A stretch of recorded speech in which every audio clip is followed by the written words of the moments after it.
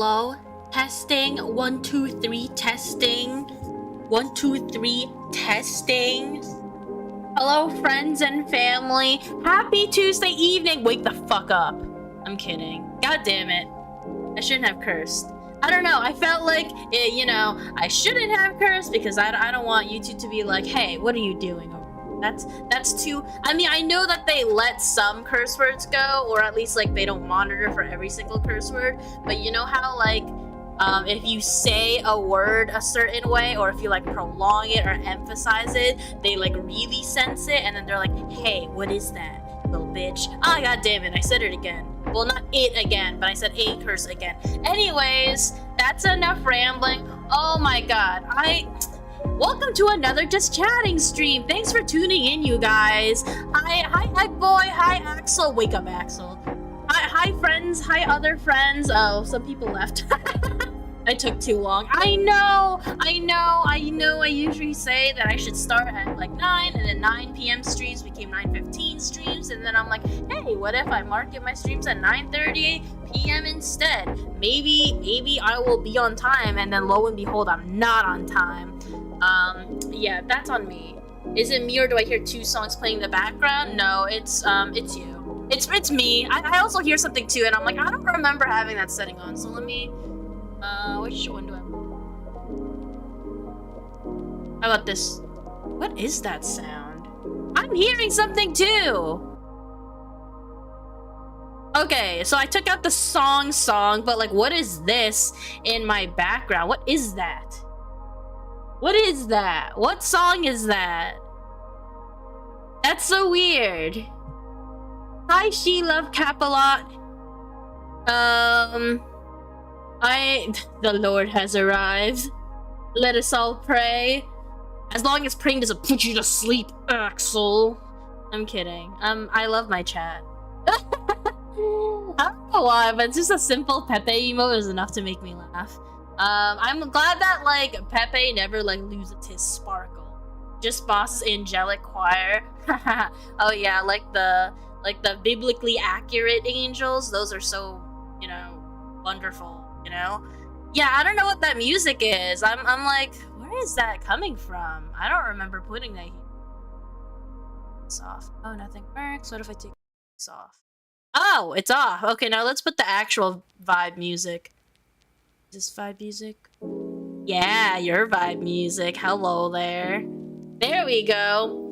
So many eyes. I know, right? Do you guys, I don't know if you guys know anything about biblical stories. I'm not really good at, like, mentioning or naming, like, a lot of them, but do you remember how, like, you know, classic Gabe be like, hey, Mary, you're, like, kind of pregnant. Like, I know you don't remember you doing it, but like you are, okay? I'm just letting you know. So like, interesting, this is like a fun fact that I learned in like an art history course that I took like years ago, but apparently like for some reason, like, I don't know, Gabriel is like, people think that Gabriel is like scary because like in the few times he shows up, people are always like, like, what the fuck, you know? Like, well, when he surprised Mary the news, she's like, what the fuck are you? Why are you looking at me through the window, you know? Anyways, yeah, that's good old classic Gabe. Don't be Gabe, guys. Don't randomly go up to a woman who never had sex and tell them that they're pregnant. You know, that's a lot of pressure, you know? I feel like if I was Gabriel, I would like, okay, fine, this is gonna sound really sus. I would spy on the woman for a bit first, okay? Hear me out, I'm not that crazy. And I would make sure that she had something good to eat, okay? You know, you don't tell a woman some scary news that she didn't even eat, you know? Good old Gabe. Anyways, enough about me. Tell me how's everyone in chat? How's everyone's Tuesday nights? Sometimes I always feel like it's risky to like have a Tuesday night stream at all, because like my assumption, I don't actually check my analytics ever. I know I should, but I just don't. You know, I'm lazy. Don't get me wrong, like if someone tells me to check them, like I'll check them, and then I'll be like, oh, what a surprise, I had like more watch hours this week than I thought, you know? But for the most part, I just don't like check them, right? But my assumption is that my Tuesday streams are not as good as my Thursday streams because this is just an assumption. Like, whose favorite day is Tuesday in the first place? You know what I mean? Like, I feel like everybody's favorite day. Oh, thank you so much for the follow. Wait, does that say Clit Pamperer? I like that name for no specific reason or anything. But anyways, thank you. Thank you, good sir and or ma'am. Do please correct me if I misgender anyone. I don't want to pull a Cream reference. JK. Oh, good Cream's not here. It's okay. Hello, Sasha. Hi. I'm doing good. Oh, Axel says, Lamau, what is that name? I know, right? I love it too. Mine is now that boss streams. Oh, thank you, Egg Boy. I don't know. Okay, you know, this is like a really fun fact, but it's like symbolism. I was actually born on a Tuesday. I was born for context for anybody who's like new, my birthday's October 3rd. And it's funny because like yeah, the anime weebs will know it as the day Edward Elric burned his house down, so that's a Full Metal Alchemist reference. I didn't even watch all the anime. It's just one of those things that you grow up in early 2000, you know what I mean? Like Toonami probably. Was it on Adult Swim? No, it was like Toonami, right? God, I miss Toonami. Oh god, Sasha, she probably doesn't know what Toonami is. Oh wait, is Toonami back, you guys? Okay, anyways, I'm rambling.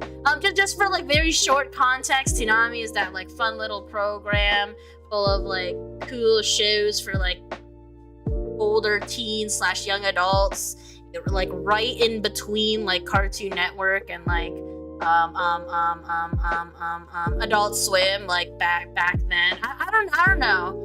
Toonami been around? No. At one point it was like not around. Or hold on, like it's been around, but it's like we had the illusion that for a chunk of time it wasn't around because they didn't have Tom. You guys remember Tom? That one guy, Steve Bloom, he was him. Also, it was today years old when I learned that Steve Bloom has his own like voice acting course. So I'm like, eh? I didn't know that. I feel like he has like one voice, so I didn't know. Oh wait, he does voice Orochimaru. Okay. Actually no. Well, who am I? What am I even saying? I'm talking out of my butt here because like I grew up with a lot of anime, but I can't actually name a lot of animes on the top of my head. Toonami did end for a while. There, boom. I believe the history, you know, major right here. There we go. Hi, Rare. How are you? What's Toonami? That's so cute. No, it's a Toonami, like it's together, like Toonami, you know? Toonami. Oh, hi, Sleepy. Can't name anime, rip. I can! I just, it's like, I can name more anime than I have watched it, you know what I mean? I don't know if other people can relate, you know what I mean? Can't give your knowledge to Sasha. I did!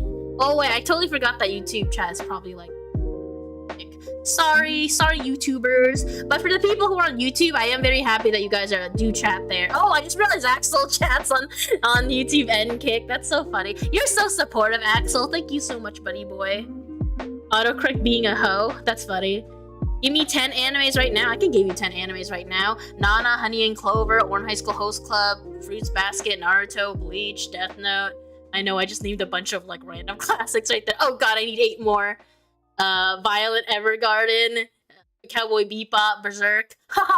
10 animes right there, buddy. You must be crying so much right now. No, I'm kidding. You're fine. I mean, you usually cry on a daily basis anyway. Pepe emo. I think you'll be fine. Toonami is a certified hood classic. I completely agree.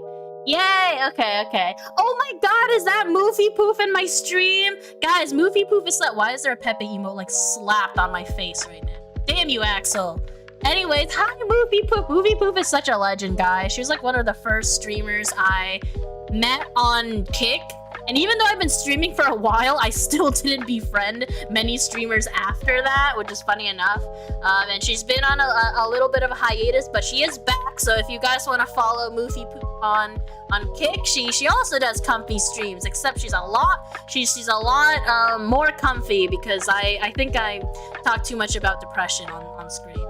But anyways, oh god, there's too many emotes. Hold on, I'm not catching up with anything people are saying. Oh god. Okay, alright. Luffy says, hi, I tried to be here last time, but I have been so busy. It's all good, girl. It's all good. I hope everything's you know, settled down with you and you had like a really good hiatus. Honestly, for anybody who, because I know there's some like prospective like VTubers in the chat, if anytime you feel like you want a hiatus from like streaming, don't be afraid. You know, a lot of people like are so afraid that like once they break hiatus or they take too many breaks, it's like over, and that's not really true, because the truth is like we want to be here for like the long haul. You know, we want all the longevity and of our channels and all that stuff. I'm being so overstimulated with your emotes, you guys. What is going on? Okay, well I have 3 monitors, so I could just stare straight ahead and not look at... What?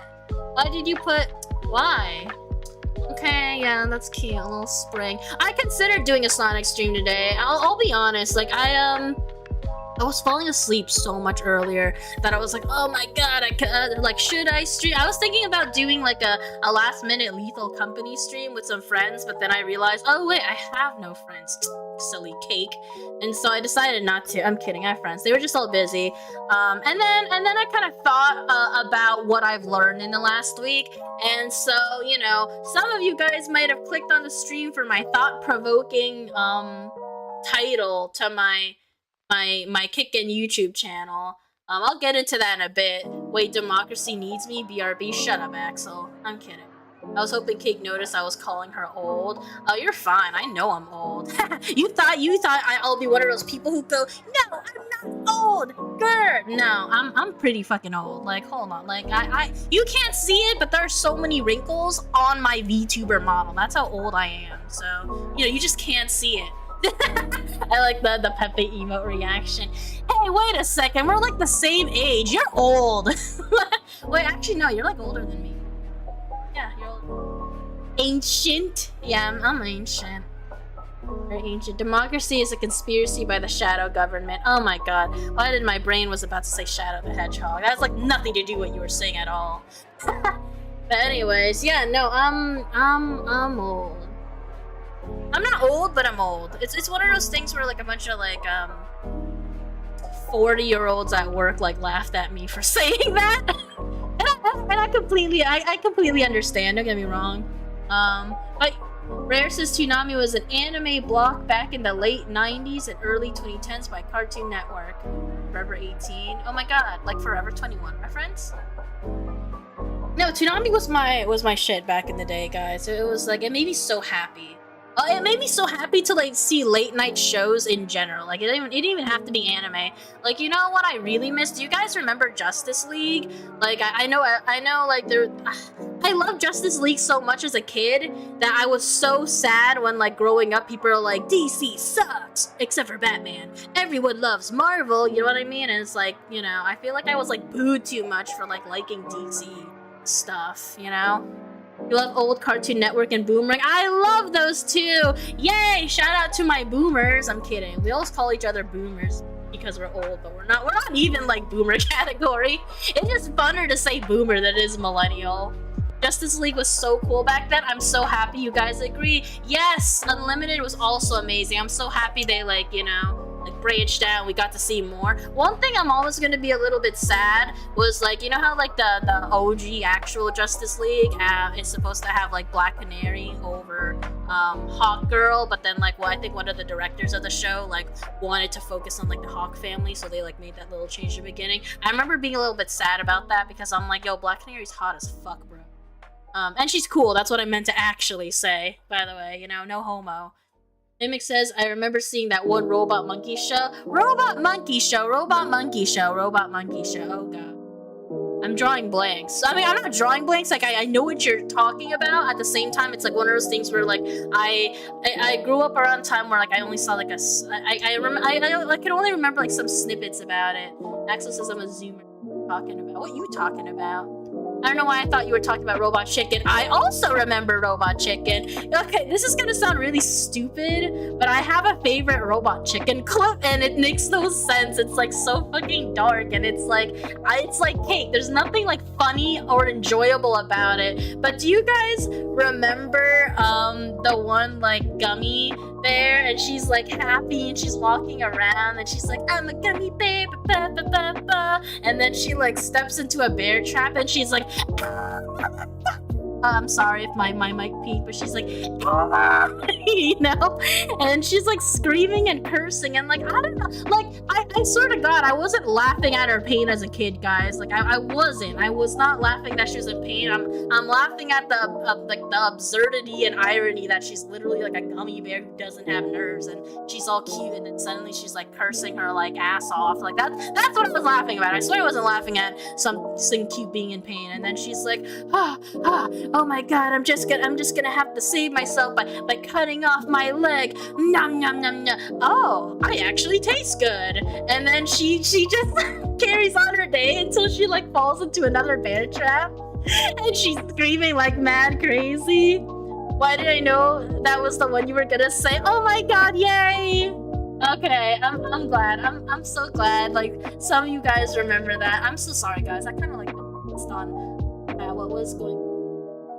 Space Ghost Coast to Coast is top. Yo, you also thought Black Canary was hot. Oh, that's cute. That's cute. No, she was hot though. Like her outfit was so cool. And can we talk about how like in Justice League, like I feel like that's like one of my favorite like DC animations in terms of art style. Like everyone was hot. You know, I thought everyone was like, look at you. Like, I definitely had a woman crush on Wonder Woman for like a really stupid reason too. I was like, because I grew up with black hair, and you know, in early 2000, everybody thought like, you know, white girls with the pretty blonde hair were like, you know, the top tier like beauty. And so when I see like a main strong character with like black hair, I'm like, oh my God, I also have black hair. And so I really liked Wonder Woman for that stupid reason. And you know, I don't know, she also had like a cool but questionable outfit, of course. Whew, oh my God, hold on guys, I think I need to sneeze. Am I gonna sneeze? No? Okay, well that's just awful. That just feels awful. Really? No sneeze? Okay, well that was rude. I don't know why my nose did that. Wait, what? Your favorite episode is always episode 100 where the chicken finally gets his revenge? I remember that. I think I watched that clip recently too. Definitely watch Happy Tree. I did watch Happy Tree Friends. I don't know what network was that even on, because I don't really remember that being on. Wasn't that on something else or something? I watched a few episodes of Happy Tree Friends, and I'll be honest, I actually didn't enjoy it that much because, like, believe it or not, I actually didn't. Oh my God, thank you so much for the raid, Mao. But I was saying that okay, like, yes, I laughed at the gummy bear who was screaming in pain, but, like, I didn't want her to be in pain, okay? Like, it actually made me sad in Happy Tree Friends where, like, somebody would just, like, I don't know, get their, like, fucking, like, head bashed, and then they're bleeding everywhere, and then I'm like, oh my God, this is, like, everybody's suffering, like, a bit too hard, you know? Oh my God. But anyways, oh, thank you so much for the follow, Mao. How was your stream, by the way? Oh God, did I? I don't know if my throat did tickle thing right there. But anyways, how was your stream? We're just doing a little chatting stream and being nostalgic about, you know, just like late 90s, early 2000 Cartoon Network and Toonami and Robot Chicken and I mean Adult Swim and all of the likes. But anyways, oh, hi Domineer, I didn't see you there. How was your Tuesday evening? What was I saying? It was good just doing some Dragon's Dogma 2. Oh, I didn't play that. Do you want me to call you Mao or do you want me to call you Gilgamesh, by the way? Do let me know. Also, apologies if I misgender anyone. Also, hello other viewers. My name's Cake. AtlasCake, but you can just call me Cake. But anyways, what else did I like enjoy? You know how like back then, like Toonami, they had like a certain like lineup of anime. Do you guys? Okay, you guys are probably not gonna remember this, and I'm surprised not a lot of people remember this. But do you remember that one point in time around like maybe between 2007 to 9 or they like aired a show called Zatch Bell? Do you guys remember the anime Zatch Bell? I hold on. I hope I'm saying this. I'm just gonna Google it myself. Zatch Bell anime. Oh, yes! Sleepy remembers it. Okay, so apparently it was a 150 episode anime television adaptation. See, here's the thing that made me really angry is that, like, even though it was losing viewerships to the point that they actually, like, canceled it, or they at least didn't, like, you know, continue the English dub for it, or something, or I don't know. Or they just like completely booted off. But I just never got to see the continuation. Like they were really gonna like, you know, get to the higher levels and do more battles, but then like, you know, at that point like I just never found out what happened, and it makes me so angry. And like, you know, okay, so for it's OG. Yeah, never watched the end of it. Oh my lord, the memory of my mind has been unlocked. So you do remember. Oh my god, I really thought I was alone. I love that duck-faced one and his partner. They were so fun, and I want to cry because I looked up a spoiler and like when they you know. Okay, so like for context, guys, like so what do you call it? A Mamoto? There's something called a Mamoto world. So like I don't know why, but think about it like Pokemon, but they're not Pokemon. Like these Mamotos like battle each other, and you know they use like spell books for like commands and stuff, and like whoever's the last Mamoto standing like gets to be like king of like the Mamoto world, and Zatch wants to be like a kind king or something or whatever. And of course that involves, of course you have the, like your fair share of like fun characters, fun best friend characters that you do not kill but probably eventually have to attack. And like I was just a kid, so I was just curious, and I like googled like how like, you know, some of Zatch's like friends quote unquote die. They don't really like die, but they die in the sense that they're, you know, they don't get to see their, you know, their human partners that they're paired up with anymore, and then they get sent back to Photo World, you know, just wait there, I guess, until like the king is you know gotten. And the duck. I looked up. Hold on, I'm just gonna do it now because, you know, good old Cake here likes to be sad for some reason. Zatch, I see a Reddit post. Zatch Bell have many heartbreaking moments. Which one's your favorite? I googled stuff. I can understand if people don't like the art style, but I actually like the art style. Okay, for the homies that hate English dub, open your mind, okay? I'm okay with English dub because, you know, I personally I like to multitask when I watch TV. There's never a time where I'm watching TV and like my eyes are like completely glued on the screen unless I'm like watching a movie, you know. But that's like what I like to do. So, you know, shout out to the homies who are okay with English dub. I do have the awareness. Don't get me wrong. I do have the awareness that English dub is kind of like bad sometimes, and in other cases extremely awful. Like I remember I really liked Code Geass back in the day, and then the part where Shirley like, okay, well I can't say spoilers. The part where Shirley had this one incident and she was like, sorry bro, you know, like I freaking love Johnny Young Bosch as Lelouch, but like whoever the heck voiced like Shirley, like please Shirley, I do love you as a character, but please stop using that shrieking tone, it hurts my ears. But anyways, that's just, you know, that's my take on it, you know. But shout out to the people who are open-minded to it, and if you're not into it, that's cool too. That's 100% valid, you know, because again, like why wouldn't you watch like that? You know, the OG, you know, cast is bound to understand like the emotions of the actual characters and portray it better. You know, of course. And like people like us, you know, in America, you know, speaking, you know, our American English and all, like, you know, we don't think about it often, but we, you know, the American accent, pretty damn robotic, you know, that is just how we sound. It's like, is English stuff bad, or do we just actually like just suck? You know, sometimes, I don't know. Oh, hi Cream, welcome. We're just talking about just nostalgic stuff, you know, all that fun stuff. No, we sound like that? Yeah, we do. Sleepy says, I do wish there were more English voice actors because a lot of English dub has overlaying voices. What do you mean by overlaying voices? I should go over in Soul Eater English dub. I really like Soul Eater dub, to be honest. I like Soul Eater dub too because I really like Laura Bailey as Maka. Is that her name? Yeah. Soul Eater was such a good anime of its time, right? It was so good. Oh, and the anime and the opening song was like dope as fuck. It's like wow wow wow wow wow wow wow wow wow wow wow wow wow. I know I made that sound really awful, but I swear if you know, you know. It is catchy. Oh, and don't forget, like, you know, like the second season opening, Paper Moon. I think that was like the name. Ooh, like that shit was the Axel says I do be enjoying all my anime in English dub. Keck. This is how you know you're old. Keck. My ears, they bleeding. I need surgery. You're fine.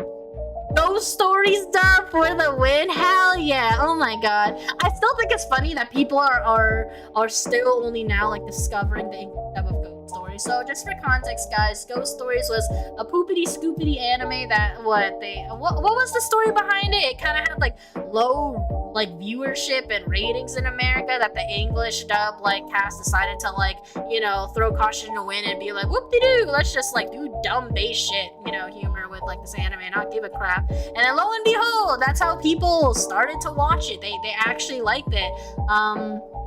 Based, when I say based humor, I'm saying like, you know, they have like all of that like nitty gritty, like fun, dark humor, but in a way that like they're not actually like awfully like racist, anti, you know, like they're not like religion bashing like a cast, like, you know, they're just making fun of their, you know, they're just trying to give every character their own little quirk, you know what I mean? Sleepy says I keep hearing the same voice for characters from different anime.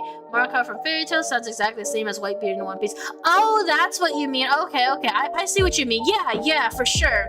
I too. I mean, actually, yeah. Like, there's definitely like a new wave of English voice actors like appearing more often, and I've been seeing a lot more ever since like.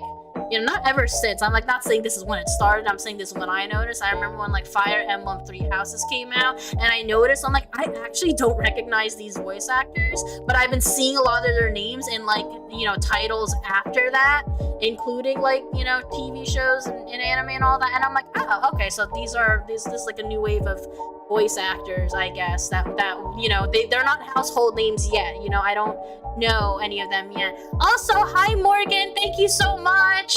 I hope your stream was funsies. We're just, ooh, actually maybe you'll like this chat, Morgan. We're actually just, you know, being nostalgic of classic, you know, Toonami and Adult Swim and all that fun stuff. Mainly anime at the moment. There's a lot of controversy around the dub, but you basically got the story. Okay, I did. Whitebeard should have had a different voice actor for sure.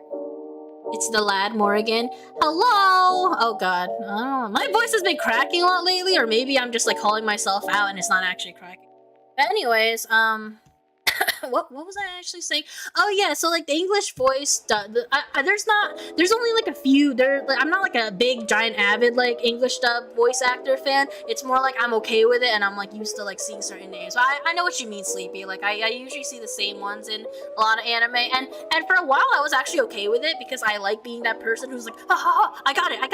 You know that person over there. Oh my god, like that's definitely, you know, this person from that person. Like I remember I really loved but I really liked Johnny Young Bosch. So if you don't know who Johnny Young Bosch is, he was like the really attractive Asian Power Ranger. He was like the second Black Power Rangers in the Mighty Morphin series. So I remember I had the movie on VHS. Ah, so fucking good. You remember with the purple monster and the goo and stuff? Ooh, such a good movie. I would say that's one of my favorite childhood movies, actually. You know, remember he's a little Prince Frog. Maybe I'm unlocking some memories. I don't know. But anyway, so he was that. He was the Black Power Ranger. He actually can fight IRL, and he's pretty dope. You know, I had a little like crush on him when I was a kid. When he was younger, of course. Like nowadays, you know, he's much older, and you know all that other jazz. But what was I saying? Yeah, I really like the characters he played. Who did he play? He played. I know this is like a short character that appeared for a short time, but he was Sasori in Naruto. He's one of my favorite team members personally. Lelouch from Code Geass, Yu Narukami in Persona 4. What else did he? There's so much I can. Izaya, Orihara, and Durarara. I don't know if you guys know Durarara, but that was actually one of my favorite animes when I was in school. And a handful of dub voice actors so far, and a lot of them are my favorites of all time. Oh yeah, which one are your favorite, Morgan? No guarantee I'll know all of them now. Was also the Green and White Ranger. Yeah, for a time he was also a Green and White Ranger. He was also really there we go. There we go. Johnny Young Bosch and as Ichigo. I never saw. I mean, I did see Bleach. I forced myself to see Bleach back in like maybe like 2015. So I was like late to the party, and I remember liking it. And then I didn't continue it. I heard that it. I don't remember if that continued. I didn't actually have. I know that that's one of the most like popular like shonen anime for a time, but for some reason I never bumped into anime friends who was into Bleach, and I'm like, ah, interesting. Tekkaman Blade? Oh, Technoman was an old school anime that got me into anime. Ooh, you know what got me into anime was probably Sailor Moon. Except you know when you're like a puny baby kid, you don't really think of anime as anime. You just think like a cartoon that looks like this, you know. So like while my brothers like really love like Dragon Ball Z, and you know I would watch some of the stuff they're watching. I was really into Sailor Moon, so I'm a big Sailor Moon person. Sadly, Sailor Moon English dub, like holy crap, I hate how so many things were like cut out of like the English, you know, the American adaptation of Sailor Moon. Like you know the Sailor Warriors actually fucking died. Like they died pretty gruesome ass deaths, but like they were like cool as fuck in those deaths. Like they would have epic like anime battles, and then like all those will like cut out because they're like, whoopsie, supposed to be a kids show, teehee. And you know the Sailor Neptune and Sailor Uranus are like, teehee, we're like cousins, we're just totally not lesbian lovers in Japan. Oops, I have to be back on. Bleach was a part of the big three, but was definitely on the bottom. Yeah. And like honestly, I think that what grabbed me. So I liked anime style because of Sailor Moon, but what really grabbed me into anime was, I know this is gonna be cliche, but I was into Naruto in, you know, the early 2000s. I didn't even finish Naruto. I think most of us probably haven't. I think some of you guys probably haven't seen Naruto, but it's one of those things where it was just always on, you know, and it got so popular that like you will see Naruto manga on like the shelves of like your high school, either as like donation or just because, you know. SMH, basic anime watcher, good. I'm fine being basic. Relatable. Mwah. Yeah, take that, Axel. No, I'm kidding, you're fine. Anyways, Morgan says, I met Jamie Marchi, Todd Habercorn. Oh, Todd Habercorn is so adorable. Like, he's so sweet. One of my best friends, Elena, she was actually in, she was in chat in, like, my stream from last week, but, like, she got to be, like, his, like, I don't want to say bodyguard, but, like, his little personal, like, tour guide. There we go. Because, like, she used to go to, he visited, her university for like this one anime con. Amelie, oh, you don't have to tell me that she voiced Marin. Marin? I don't know if I said that, but I think every anime watcher knows Amelie. If I said that wrong, I'm gonna be pretty damn embarrassed. And this isn't a voice actor, but I also met the Nostalgia Critic back in 2018. Damn, Morgan, look at you meeting all the homies. Let me see. The Viz Media dub of Sailor Moon is way better. Is it? I didn't know that we're like, I never paid attention to like the studios that did Sailor Moon. Honestly, like I will unfortunately probably be stubborn for a while in terms of what Sailor Moon media I enjoy. I think I'm always gonna be stubbornly enjoying the Japanese dub of like the OG Sailor Moon in the 90s. Because like I think there was like one remake, not the most recent Sailor Moon remake, but like the remake. The first remake that they did was what was I gonna say? Sorry, my brain had like a brain fart for a second. Oh, oh my god, this really is a brain dub. I mean brain dub. I'm looking at chat at the same time as talking at the same time, and sometimes I'll read chat faster than I finish my sentence, so now I just like jumbled my words up. I'm sorry guys. That happens to me a lot actually. That happens to me quite a bit, and I am so embarrassed. But I also forgive myself easily, as you can see. What was I saying? Yeah, I'm gonna hate the first reboot of the Sailor Moon anime because like one big part that they took out was like the rivalry and like the arguments that, you know, Sailor Moon and Sailor Mars had. Like I know, because it's like I mean, it's not like that they were like a Naruto Sasuke kind of friendship, but they also kind of like were similar to that, and in terms of like banter and like a little smidge of like competition, you know, or just, you know, Sailor Moon saying some dumb shit and Sailor Mars being like, you idiot, you know, it's just that kind of thing. But like for some reason in like one of the reboots they're like happy-go-lucky as fuck, and it's like, what? Where's the sauce? Where's the spice? You know what I mean? Anyways, if you meet Amber Lee, you might like this video request. Oh, hi, What Viber? How are you? Happy Tuesday evening. Hi, Raver. Long time no see. How are you doing? Anyways, seen it all, but wasn't an anime I enjoyed too much. Naruto, I skipped to the war arc. You know, I only got to like continue. I only got to know much about Naruto just by like playing like the video games on the PS4, and that's it. Like I stopped relatively early in Naruto. There's like what, 1 billion episodes. Actually, let me look at them. How many episodes of Naruto exist? Why did I say that? Are there?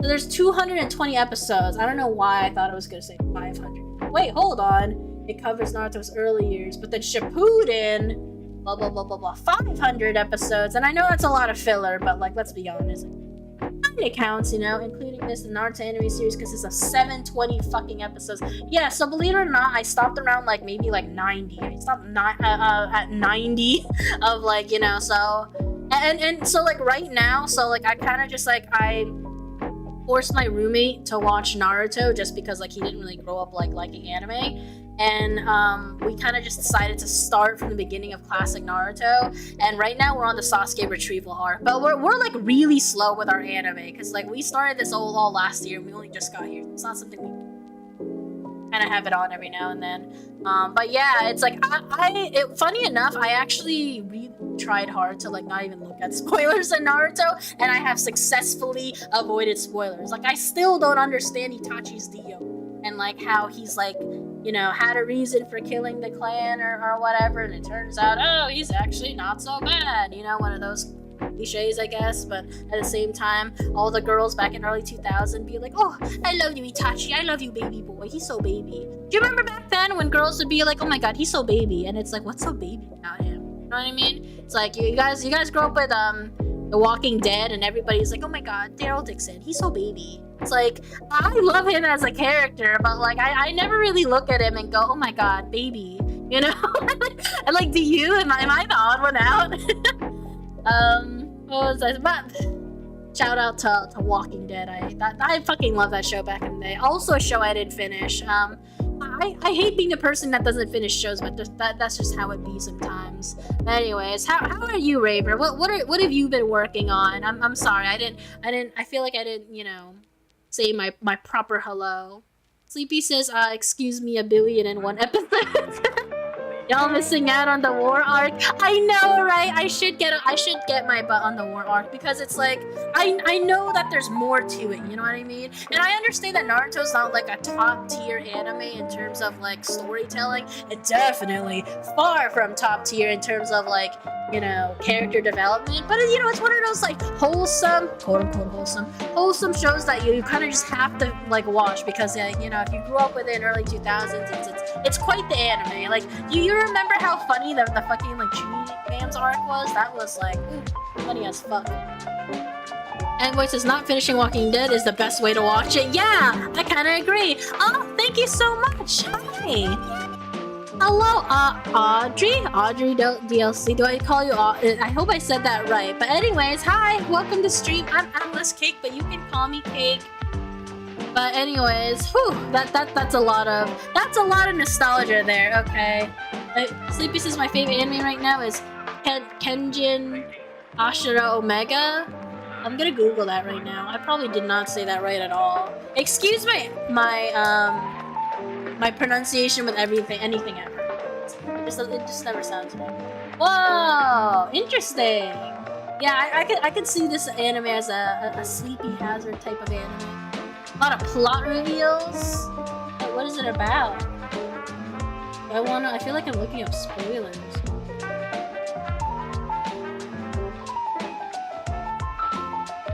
I didn't realize this, but my mouth has been open for like a really long gaping time. Hold on, let me take my nice little water break.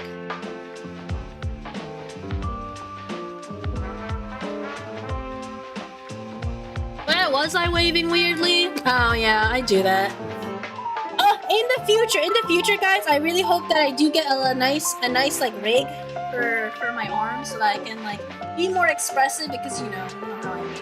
But anyways, oh my god, guys, we've been like talking so much about anime, and Mimic over here, he's that one friend who's like not a big anime goer, but he has been more open to it ever since he like was friends with like Orc and I. Orc is more like the big anime fan, by the way. Oh, it's a fighting anime. Yeah, I can tell it's a fighting anime. I didn't really grow up with much fighting anime. I remember watching Hajime no Ippo back in the day, and I really liked that. There were like a few scenes that actually made me tear a little bit. But like the final villain has a bunch of secrets that have connections to previous villains and flashbacks. Ooh, sounds spicy. Call me shallow, but sometimes I'll like check out an anime if I see there's a lot of hot guys in it. Morgan says I was addicted as hell to K-On! At one point. Oh shit, I remember K-On! Yeah, K-On! is just like I'll be real with you. When I was younger, I thought it was so super cute that I loved the art style and I loved the music, but then I didn't like care too much about it as a show. I kind of just thought about it like, cute girls. Well, typical like slice of life, but like it really did give birth to like more slice of life animes, you know, because as I said, people really like the whole, you know, cute girls, you know, doing cute things kind of thing. But at the end, I know it's like really nice when it's like surreal. You have to graduate and all that cute. Mouse is gonna call it our night, Alice. Great meeting you, and I'll be sure to stop by again. Have an amazing night. Thank you so much, Mao. And thank you again for rating and following. Have a good night. Morgan says, and learned a bunch of the songs on drums. Oh my god, do you have drum covers of some of the characters? I personally liked, my favorite character was Mio. At least I think that's Mio, the one with like she's like shy with the long hair, because you know, as I stated before, I really like it when like anime girls got that like long black hair, you know, straight, because it like oh my god, she's so mean, you know what I mean? Yeah. Oh, I remember that anime too. I did not watch it though. I didn't watch it. Honestly, I wasn't too much into like fighting anime, or like the only reason why I saw that one boxing anime is because like my ex-boyfriend, my high school boyfriend was like, you know, I don't know why he got really like emotional with those kind of anime. But you know. Well, I don't know. Lately, I've been having more appreciation for slice of life. I know that's not everybody's cup of tea, because sometimes they don't really like slow burn kind of animes. But just like the older I get, the more I realize like this is my shit. Like I really like, you know, anime that make me feel things. You know what I mean? They go through shit and stuff. You know what I mean?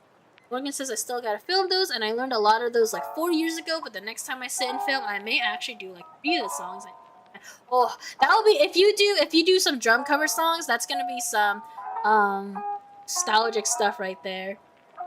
I used to only watch battle shonen animes. Then me and my ex broke up, and I spent a year watching romance animes. Oh, that's so sweet. Yeah, I think the same thing happened to me. I'm used to watching like shonen anime, and then like I had like a different like college breakup, and then I watched more romance animes like oh shit, what was it? You know, the English translated, the title is like Blue Spring Ride, I think? Blue Spring Ride, I think. That one was really cute. Kimi no Itoroke, I really effing love, because I want to protect the fuck out of like homies in that anime. Honestly, I really, you know that anime, it's like translated, like it's called like From Me to, and like, God, I love the opening songs of that so much. Oh my god. Morgan, I have a request for a drum cover. I'm kidding, I'm not gonna bother you about that. But can I just say, I freaking love it when like people do music covers on like anime openings. It's like, yes, I feel like I can feel the music more this way, you know? Your eternity had me crying. Oh, that's an anime. Okay, hold on, let me Google that. I want to know what makes my friends cry. Okay, why did I Google that without typing the word anime next to it? Oh, this looks sad. I like sad. Ooh. It's amazing but sad. So far, the best anime ever. The anime is very simplistic, but probably the best sad emotion. I like to cry, guys. It's very cathartic for me. No, I didn't afford therapy when I was like growing up through like trauma, so I just like watching sad shit. I like this. Okay, you know what? If you say it makes you cry, guys, just give me anime that'll make you cry. Just watch one episode and you'll get feels. Woo! I felt it. I can feel. Woo! I'm getting excited, you guys, but not in a creepy way. Excited in a way that, like, you know, again, I just really like anime that like me. Like, I was so surprised when I saw Violet Evergarden because, like, at first it starts off slow and I'm like, okay, yeah, typical girl survivor from war. You know, how will she put her foot in to the ground and do well at her job, and then she learns, and then I cry, and then she like types letters, and then I cry some more. Oh, I'll never forget my first romance anime, Monthly Girls. Oh, that sounds familiar. Hold on, look that up. No. I heard of it and then I never saw it. Oh, this one. Oh, 2014. Oh, this looks cute. You know what? I'm sorry, boys.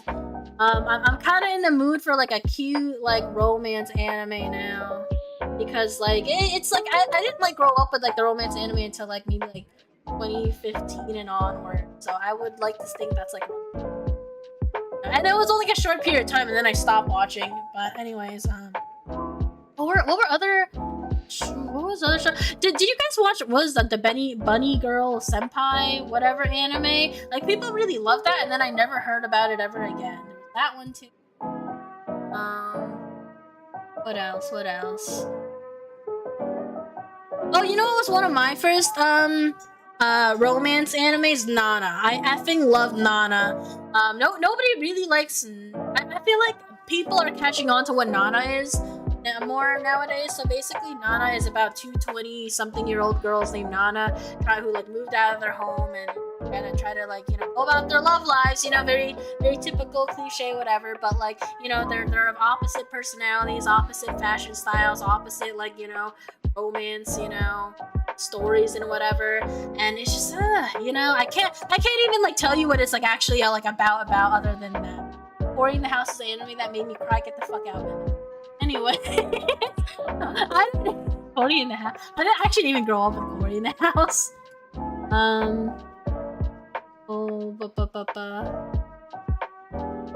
Sonic the Hedgehog is the only anime that can make me cry. What part of Sonic the Hedgehog will make someone cry? Akame ga Kill will get the job done. Oh my god, Akame ga Kill? And again, sorry if I'm like saying if I said that wrong. So I did see that anime and I loved it for no reason. Like let's be really honest, it wasn't actually an anime that was like well done. Like, the fact that they pulled the trump cards out of their dick holes in like a millisecond, I'm like, hello? Like, how and why? And like, okay, whatever. But it does get you sad, because what they do is like, well, it's not like the characters are like completely fleshed out to the point that you grow up with them and you love them, but they do make you really love these characters. Everybody's like quirky with their own little personality and fighting styles, and in the way they have their own little friendship with the main protagonist, the brunette haired boy or whatever.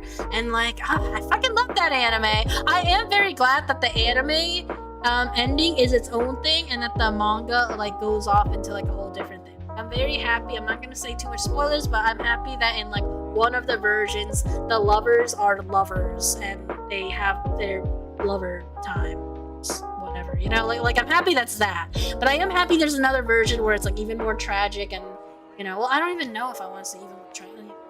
I remember, what is that one scene that everybody grew up with, Kame ga Kill, whether you saw the anime or not? I like remember that girl with the peach-colored head, and she's just beheaded, and you just see her head just like sadly like on a stick or something, and it's like, Jesus Christ, you know, I remember that image like popped up a lot back in like early 2000 or like 2010s or whatever, and people were like, what is that, you know, and then people got to like see Kame ga Kill. Like, ooh, good times. What else? But yeah, the one that I was mentioning, Sleepy is, hold on, Bunny Girl. It's called, oh, there we go. Rascal Does Not Dream of Bunny Girl Senpai. I love the art style with a burning passion. But but I just couldn't get into the anime. I guess I saw just one episode, and I know that's not enough. Like, let's be like, okay, it is probably like a really good anime. It's just one of those things where like I started watching it when I wasn't even watching, so that's on me.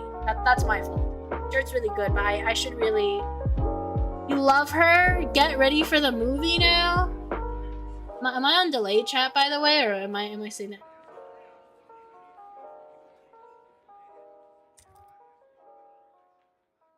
Oh, there's one, the Don't Toy With Me, Miss Nagatoro. That's its own anime, and I recognize the art style of that too. Bunny Girl Senpai was kind of confusing, but I still loved it. Interesting. Now I'm like really curious. No, Bunny Senpai got a movie. It got a movie. Did you guys grow up with the appearance, the melancholy, the poopy of the Haruhi Suzuki?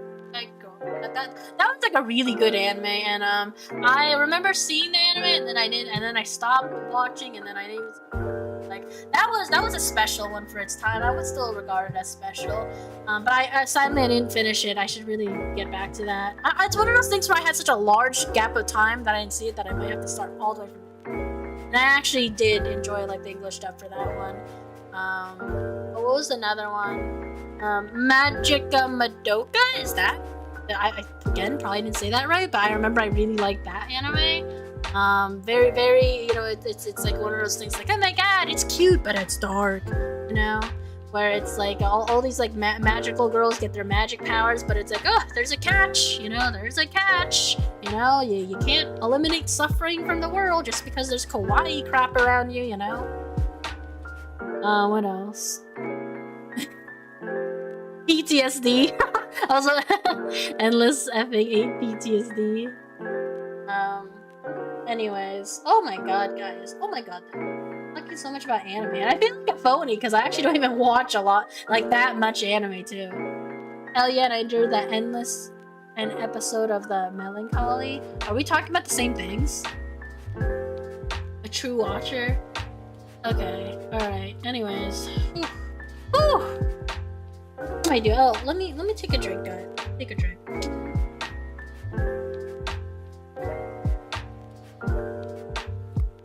Damn, I always have fun chatting about nostalgic stuff, you guys. This is really fun. Although I will say, I had like, oh, Golden Time! I remember Golden Time. I didn't finish Golden Time. The only reason why I remember Golden Time is because when me and one boyfriend broke up, I was really annoyed because he was like, yeah, the main character reminds me of you. She's like hot, but she can't cook. And I'm like, you little bitch, because, you know, this was like 2020. So yeah, I mean, I totally could cook, but I wasn't like amazing at cooking before because I was like still a baby now, quote unquote baby. And I only ruined the eggs once, motherfucker. If you're watching this show, I don't forgive you. But I would like to say I'm pretty good cook there. Anyways, Cake, you're divergent. There's 3D Kanaja. I need to let me take that. Go. It looks cute. 2018, 2 seasons. I do like the art style. I'm digging the art.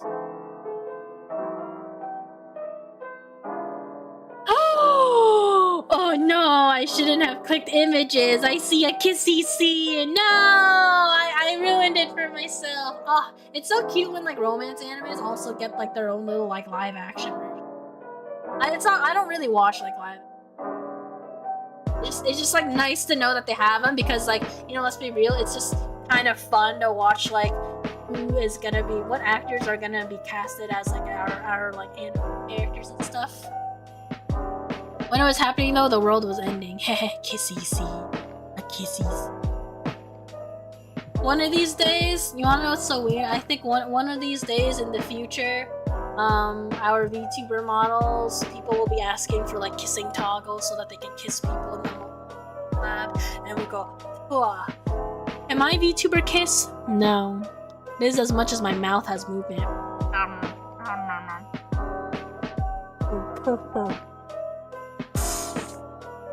Yeah, I can't kiss.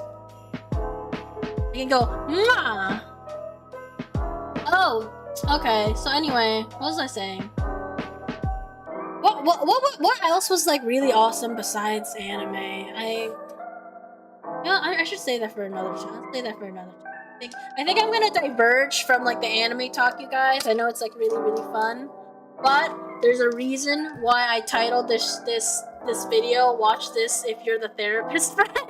I feel like such a dick. It's like you never want to be that person who has like a clickbait title. You know, you always want to just like say it.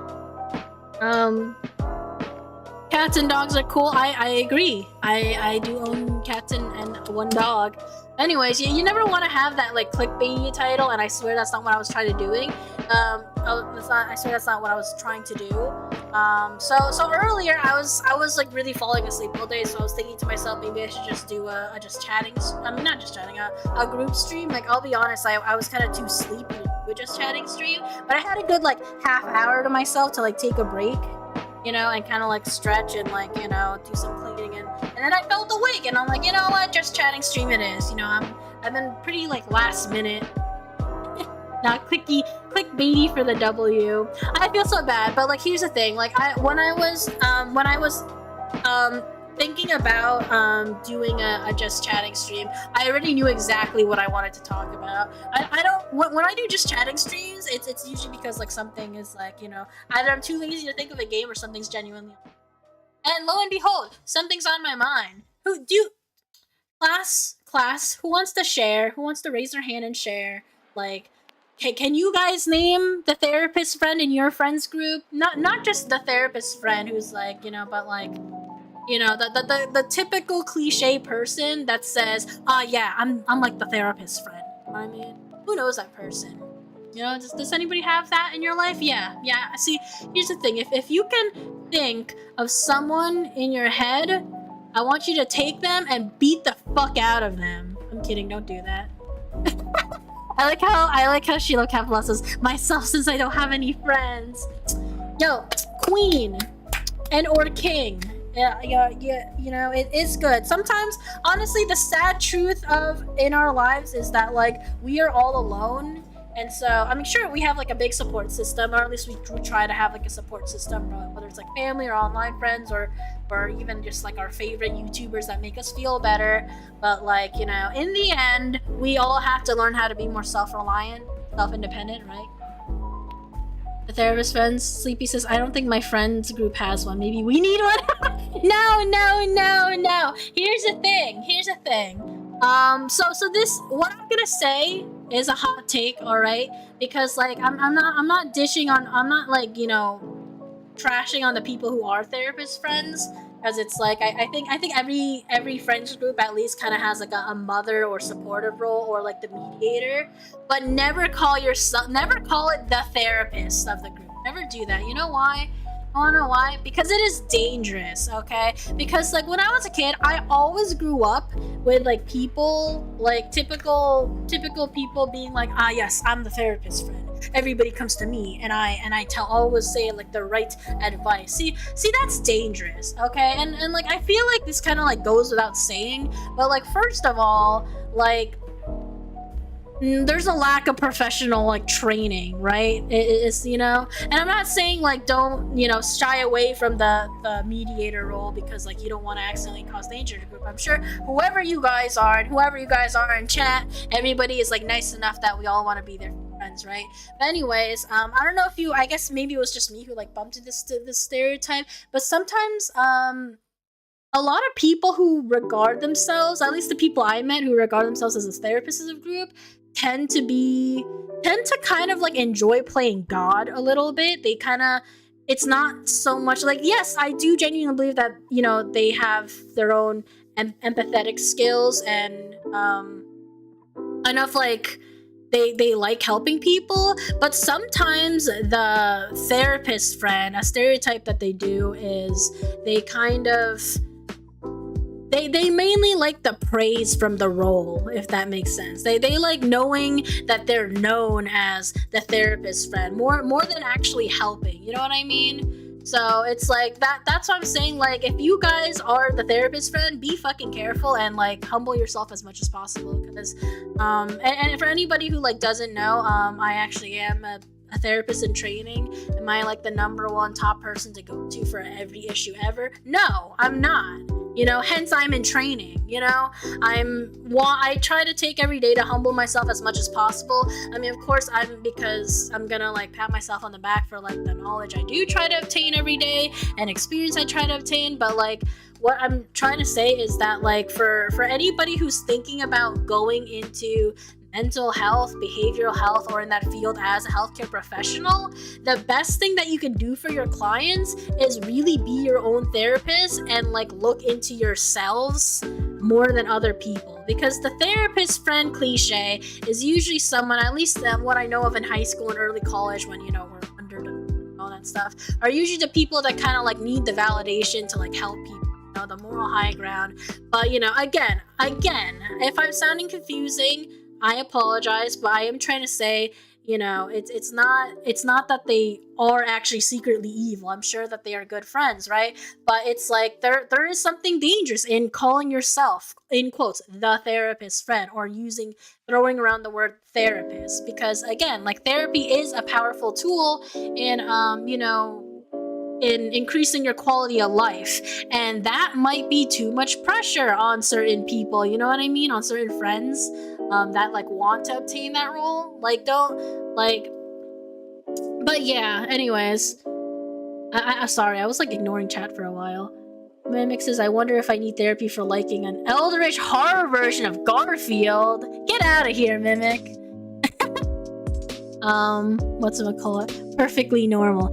Therapy friend. Yes, I am God. Vow. Oh, bow to me, mortals. God damn it, Axel. Learn to type. I'm kidding. I'm at least an angel, if not a god. The angel with the biblically accurate angels. Anyways, yeah, the reason why that was on my mind is because like this is what I learned. A lot of people that I've met growing up in college, it's like this is one of my one example. So if you guys don't already know this, I am in a sorority. I don't really have much like affiliation or talk to like the sorority past like, you know, college, because like the fundraising and philanthropy days are kind of like, you know, over, at least for now, on hiatus. But anyways, I had this one big sister. Not an actual biological big sister. In like sororities and frats, there's like a big bro, big sis, you know, kind of like relationship. It's a little bit pretentious, but it's just tradition, right? And so my big sis would always like tell me like, Cake, if you ever need anything, always come to me, because I'm actually like the therapist of the group. And like that like just didn't sit right with me. Okay, fine. Let me be honest. I thought it was sweet at first, and then it took me like a year or two to realize that now it doesn't sit right with me, because it's like after knowing what kind of person she is over time, it really does feel like I really got the impression that she kind of like avoided her own issues and wanted to like help solve other people's friends' issues. And sure, there's something, you know, selfless about it, but at the same time, it's you have to admit it is a little bit like avoidant and irresponsible. I know a lot of us have like that habit of doing so anyway, but it's just not a really good habit to fall into if you're gonna crown yourself the therapist friend.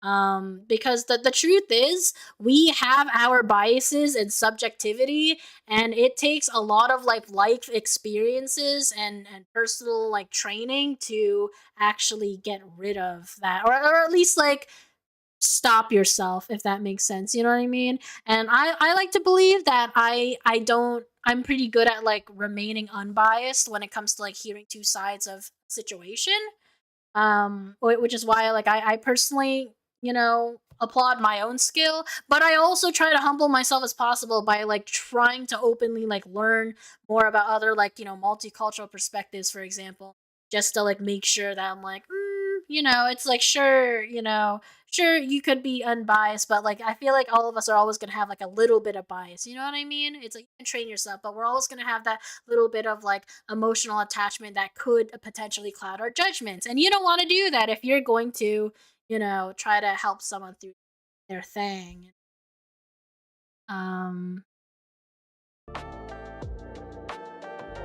Did my music go away? Oh, there's my music. Anyways, yeah, and what's another thing? Also, people have to think about... Oh wait, hold on, what did I miss? Oh my god, I hate having triple screen sometimes because I don't know what I'm looking at. Thank you for validating my feelings. Certified, yes boy. Sheila says, I'm also like that, but it's mainly because I'm happy when I can help others be happy. I like that. I think that's really sweet. I think most people go into... I would like to think that most people go into mental health as a profession to genuinely help. Or because they've been through crap in their life, they went through certain pains, and they thought to themselves, yeah, I don't want other people to do this, you know, I want to help people. And in that sense, like, I applaud that. That's sweet. But my disposition is that most people have enough, you know, empathetic skills or enough emotional intelligence. Like I like to believe that humans are inherently good, that, you know, we don't actually like to see you know, people suffer, and that's been studied before, you know, multiple times. Can't name them on the top of my head, but, you know, just imagine, like, you know, two cavemen, and one of them like steps on a fucking sharp ass rock and is crying. Like, you know, you bet your sweet bippy that the other cavemen looking at him while they are not communicating in, like, you know, words, like they sense the pain, and, you know, they feel bad for that. In that sense, you know, us humans, we do I believe that all of us have like that capability, and unless you come up with a like deformed amygdala and don't have that, you know, but, you know, what the heck was I going with this? Oh, hi Eric, welcome to my stream, welcome to my stream, welcome Eric, welcome to my stream. Happy Tuesday evening. I was diverging so much through my doo-doo brain cells. I was just kind of like talking about like the cliche stereotype of like the therapist friend playing God. So yeah, honestly, what is the remedy of this? I know what I'm saying. I didn't come here with a script. I don't have like really good English speaking skills myself, by the way, especially growing up with like languages in the house. And, you know, apparently, like, my mom told me I learned English like late, and she, you know, it's one of those things where it's like parents are able to like understand their kids more than others. But my mom says she used to be embarrassed in public. Like, she couldn't even understand me. Sometimes like people would ask her, what's your daughter saying, and she's like, I don't know. Like, but anyways, yeah, so I guess the reason why I bring this up is just because, like, as somebody who is passionate about, you know, mental health and mental health awareness and mental health like advocacy, like it's hard seeing people you love or just personally root for at their weakest or darkest moments. And I personally grew up with a lot of trauma in my life. I can name a lot, but I won't for now. Maybe because, you know, I didn't really put a trigger warning on like these kind of YouTube on these videos, so I won't. But it's just that's what kind of like ultimately led me to wanting to be a nurse, specifically a psychiatric nurse, and then also as of now like a mental health counselor in training. But I feel like because I grew up being like a big mental health advocate, it's also been kind of hard for me to not criticize certain beliefs that people have around mental health. Here's the thing, like therapists, it doesn't mean they're not a know-it-all kind of being, by the way. I think you guys know this already. My chat, as in you guys are smart people, so I'm not saying this to you guys. I'm not trying to educate like you guys. My community, as I know, like already knows what I'm talking about, but this is me just like rambling at you know, just for the heck of it, and anybody's watching. But you know, therapists are not know-it-all beings. You know, people all say like therapists need their own therapist, and that's true. And honestly, to be your best, if you're an aspiring counselor or therapist, the best way to be the best therapist as you can is by going to therapy yourself. Like if you're an aspiring like therapist and you never experienced therapy, it's like you need to go to therapy, you know? And you don't need to even have like childhood trauma to just, you know, throw yourself in there. It's just that, you know, you're like, you know, it's kind of unavoidable to have those stressors in your life. So even if you didn't grow up with like much tragedy, you can still go to therapy to talk about other points where you know, increase your quality of life. You know, things can always get better. So anyways, you know, regularly attending therapy sessions themselves is important for aspiring therapists because it kind of enables them to, like, you know, explore their own thoughts, their emotions, and their behaviors, you know, and it's important to increase that self-awareness. You know, the therapy allows them to like self-reflect. I know for me, self-reflection has been a big part of my journey as just a regular human being that's being, not being, you know? Personally, I can't, sadly, I'm not too big on like journal writing. I know like that's like the #1 like coping skill. Like I was told to like teach kids when I working on the adolescent unit at the hospital, but like it's just like hard for me. So I'm not gonna, I don't always push journals on other people, but like doodling is definitely great. I'm a big fan of art therapy. Oh my god, this is so embarrassing, but I actually cried in my Zoom call. I cried in my Zoom call on my group counseling class. What was this? Oh my god, I think it was yesterday. It was literally just Monday. Thank you so much for the follow and welcome to the stream. I'm sorry, I was like I was ignoring chat because I was on a ramble. Anyway, how does one remedy egg boy? I don't know what that means. Boss is a whittle bean. Oh my god. But anyways, what was I saying again? Oh yeah. So like I cried my butt off in group therapy the other day. So it was actually like another student who was facilitating solo, and she did a really good job. And I'm really what made me like a little bit upset though was because I think there's only about like 8 of us, right? Including the facilitator. And so the first thing that she did was prompt us to draw a picture that just reminds you of like home and stuff. And we only had like, I guess like 5 minutes to do it, but because my indecisive ass couldn't think of anything, so of course I just drew desserts because I'm a fat ass, you know. So I drew like your typical like lemon cake with like lavender icing because that's like my spirit animal cake. If I was a cake, probably. And I drew like a cute little like strawberry slice cake too. I'm sorry, I meant to say strawberry or like pink buttercream on yellow sponge cake. And but I was able to like think of an answer. So you know how like everybody when you're watching TV shows, everyone has that like one hangout place that they go to, whether it's like, you know, in Friends they have the coffee shop, and How I Met Your Mother they have like, you know, they have the bar, or you know, or That 70s Show they have the basement, or the garage or basement, right? It was basement. I didn't grow up with too many That 70s Shows episodes.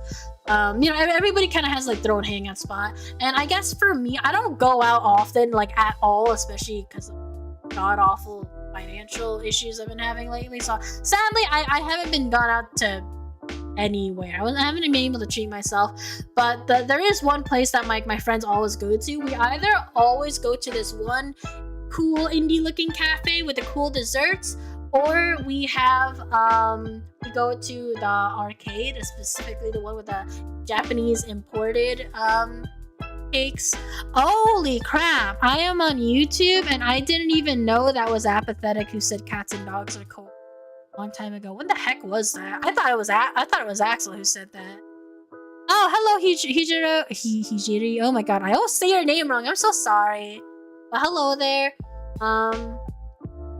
Unless, okay, yeah, okay, I'm looking at a present stream. Okay, anyways, yeah, so those are like my main hangout spots that I haven't been going to, but like I thought about the cafe and like what I usually order there, And so I guess that's how I like related to it. And then everybody, and then I think the next question in the group counseling stream was like, now let's think of a memory that like makes you feel safe from childhood.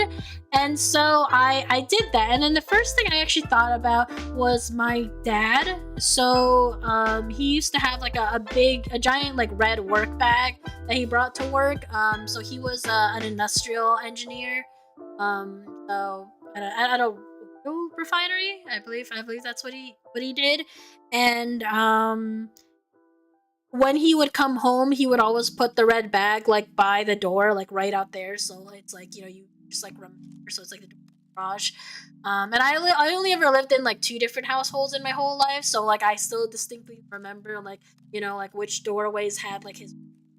And I remember like I would always like greet him when he like comes through the door, and in like times where like he's, you know, I don't get to greet him, but I do see his like red bag over there. That's how I know he's home. And I kind of thought about that as like a safe space in a while. And then I remember I started like tearing a little bit, but thank God for Zoom call being blurry as fuck, because like I assume they don't see that. I assume they don't see my little tears. I really hope so, because, you know, not saying that it's bad to cry or anything, but it's one of, like this is literally like class, guys, and this is like a student's like practice with like group counseling, so I didn't want to like be like, I guess I was like too afraid to like make it weird or whatever.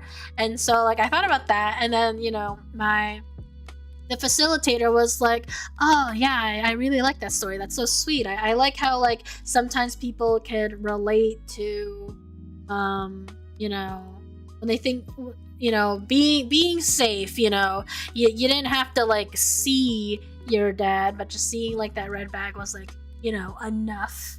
You know, it like we have I'm wording this so wrong, by the way, I apologize for that, but it's you know, you feel that sense of love and safety just by, you know, looking at an item or even a scent. I know someone else's story was like, you know, she was very nostalgic of her mom's perfume time she like hugged, and I got so emotional. I'm like, oh my god, that's so sweet. That's so cute, little relationship list. Egg Boy says, what is boss's top 3 cake list? Oh god, you can't ask me that. That's too hard. That's like really too hard for me to answer. Shit. I don't know. I know as of late I've been really enjoying like the typical lemon cake with lavender icing, just because of it's a item in that one cafe that I like, but it's not like my. I wouldn't usually say it's my I don't know if I want to call it my top 3, just because like I don't know, I'm a big like chocolate kind of person, and yellow, typical like yellow white sponge cake kind of person with like buttercream. Ooh, I really like buttercream. It's good. Napoleon cake is definitely in the top 3. That's like a fancy little French dessert with like wafers. That one's one of my favorites. Oh, chocolate ganache. Even saying ganache is nice. Oh god, I so diverge. This is why you guys should never ask me about food. I start, my inner fat girl comes out. But anyways, what was I saying? What was I actually saying?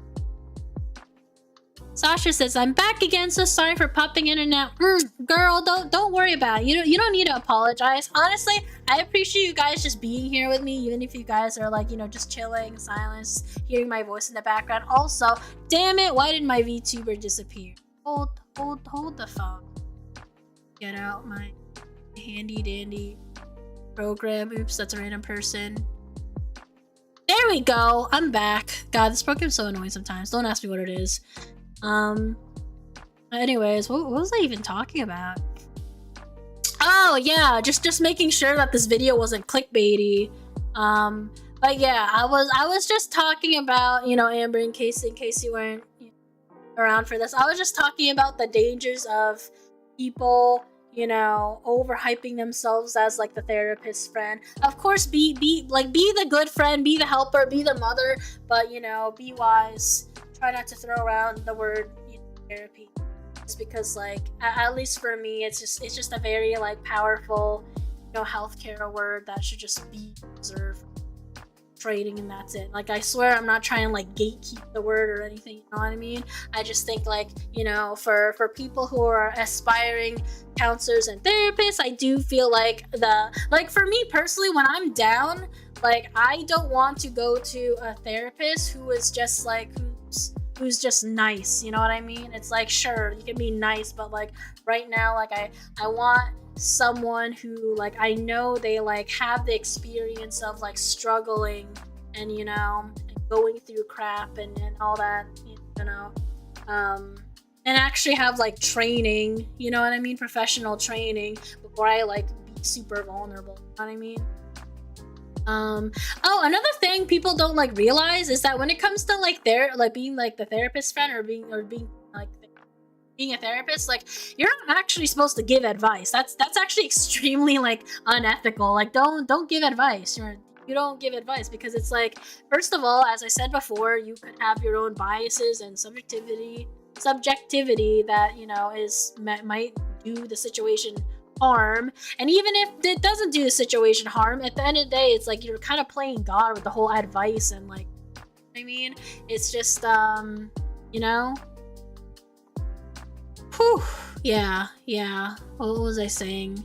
Honestly, yeah, and like anybody, I just when people go to like, you know, in school for to be therapists or counselors, it's a required to have like, you know, many hours of supervision and consultation as well. Oh my god, I feel a little tickle in my throat. I feel like I need to like burp or something, but it's not coming out. Whew. Anyways, what else? Yeah, that's really it. That also, just like, you know, people must practice being open-minded and exploring, you know, personal values and beliefs of like other people, not just their own. Like yes, have like strong awareness of like who you are so that you can like tackle your biases, you know, but always like therapists should always practice in maximizing their worldview. So, you know, just having like good awareness of what's going around in the world as well. Like, can you imagine, like, what if like somebody is drawing stress and anxiety from like, you know, something political? Like, what if you have like, you know, it's important, like, you know, what if the therapist is like, oh shit, like I don't know anything about politics, I don't keep up with the news or anything, I just want to help people. Well listen, homie, like, you just gotta. It's like, I'm not saying, you know, be so into politics to the point that, you know, you go nuts and you're genuinely happy and, you know, the news is making you depressed, and then you go spewing out your own opinions to like clients or other people. I'm not saying that. I'm definitely not saying that. I'm just saying that like being aware of like what's going on in the world, in the real world issues and how they affect other people, whether it's on a large scale or even like the smallest scale ever, like, it's important to have that like worldview and that, you know, awareness, because, you know, I'm not saying that your clients are gonna quiz you, but, you know, I feel like I'm kind of over explaining it, you know what I mean? That is a fair point. Thank you, Rare. But yeah, you know, it's just like, I feel like the reason why I am passionate a lot about this subject and why I titled it this video, again, I do apologize for like the scuffed lack of like script or anything. Thank you so much for the follow, Dark Driver. Did I say that right? But anyways, it's just the reason why I'm so passionate about it is because just as somebody who struggles in life, like, I would want to know that like whoever is my own personal like healthcare professional or therapist, you know, understands, you know, is took this job for the right reasons, you know what I mean? Sasha says, I don't think I'm personally the best therapist friend, but I'm definitely the person who would cheer you up in a second, aw, or I would probably help them as much as possible to make them happy. See, that's sweet. I think that's really kind, and it's humble as well, you know, because just earlier, like, my whole point was, you know, just the fact that I was just kind of offering my, kind of like revealing my criticism to just like the some people that I've met over like the years as an undergraduate student, and even as a graduate student, just like I feel like there's always that cliche therapist friend, or oh, who knows about this, the cliche psychology major that thinks they know a lot about people and that's why they do psychology. Like I don't trust those people. Like, you know, it's like, it's not that I don't trust that they're sweet or they're kind. I'm sure that they'll cheer me up, you know, but it's like if I'm asking for some sort of like, you know, like professional help, it's like I can't go to those people. You know. And by the way, I just want to like, I guess like end this rant with like, I'm not saying like these kind of people are just doomed to becoming like helpers or healthcare professionals in any way.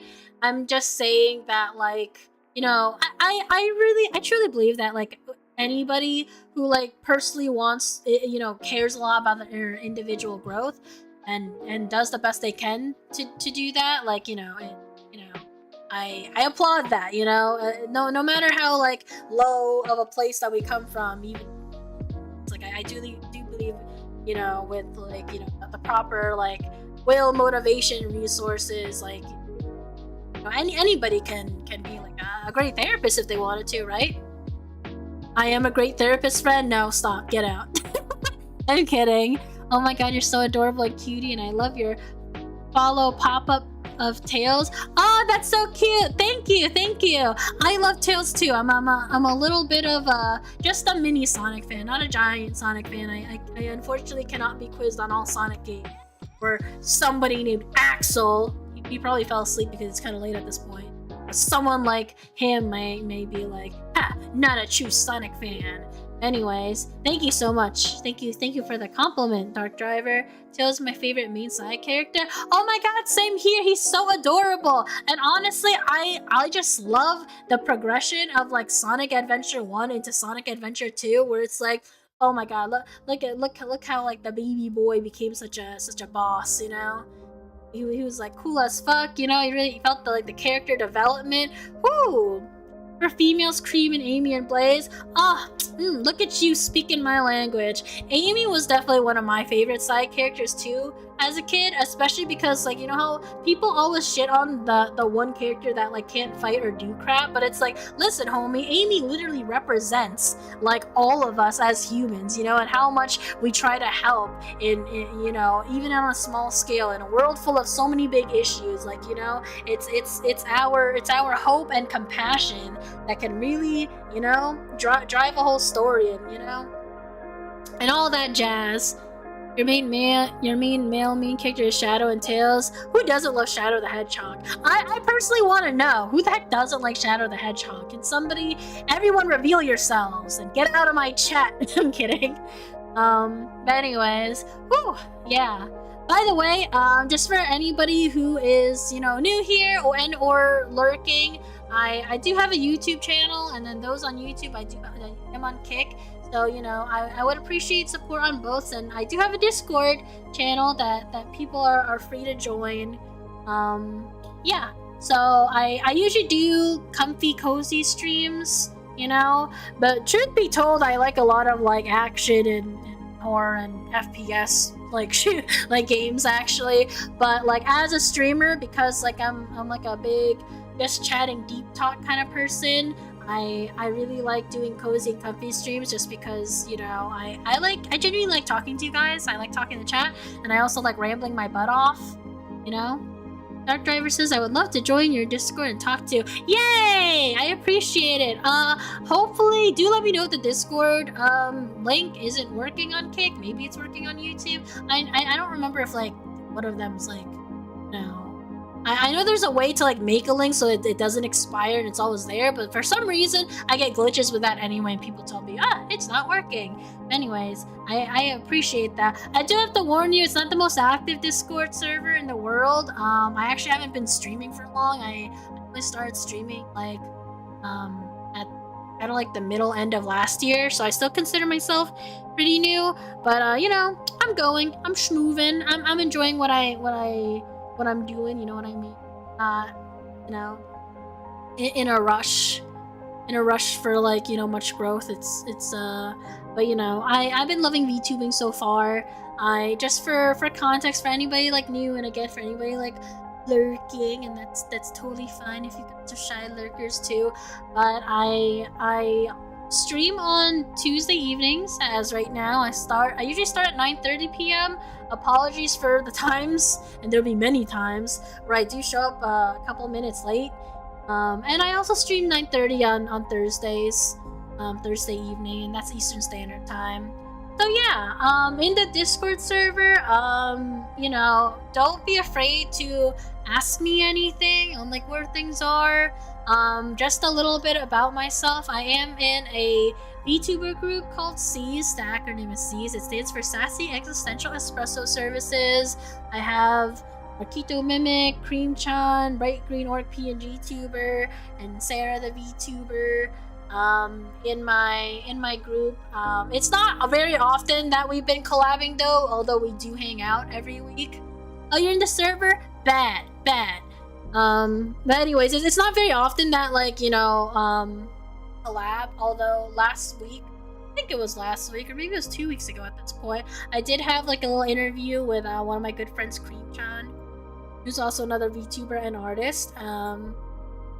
But yeah, so hopefully you'll see more of that. And guys, definitely don't be afraid to, you know, shoot in like comments or general like suggestions of, you know, whether it's like chat topics or games to do. I will be honest, it'll be pretty rare that I like take advice on like what games to play, just because like either I'm super broke in terms of buying games, or I can be now I try to like pick a game where I can definitely concentrate and have fun enough to, like, you know, talk to still play the game, but actually give enough attention and focus on chat, just because like my main love is like, you know, hanging out with you guys and all.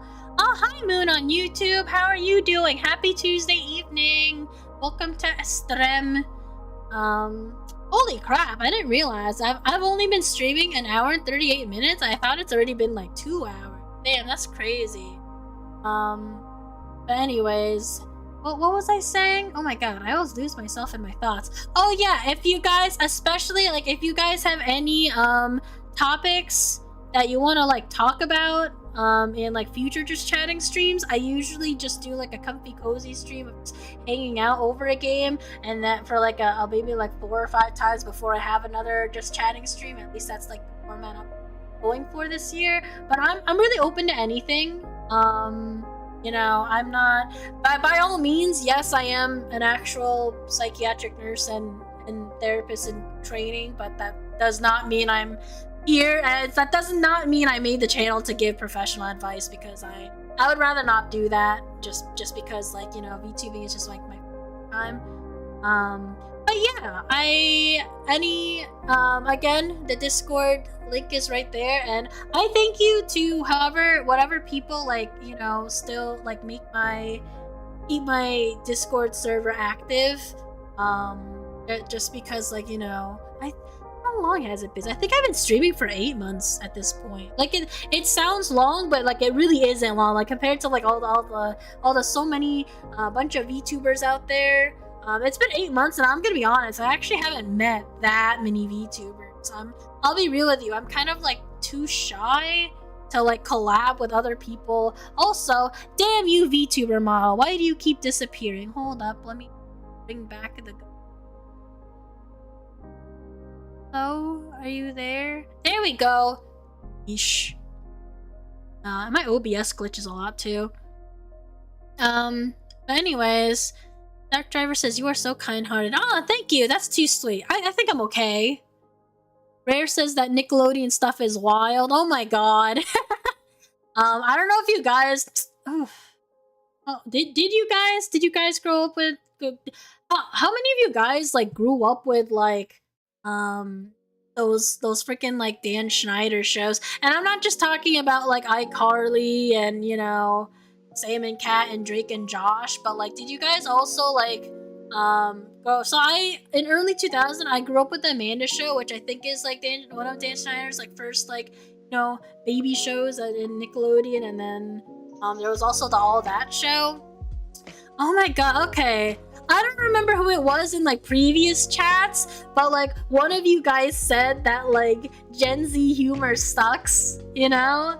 And, like, And like, yeah, so some humor is a little bit like whack, but I do enjoy it a lot. This is the thing. Listen, guys. Us millennials, we cannot diss Gen Z that much because I recently saw some few episodes of all that like yesterday, and I'm like, what is this? Like, I don't even understand what's funny about this. Like, yeah, like I can see how it's like funny growing up, but it's like god awful. It's like, what the heck?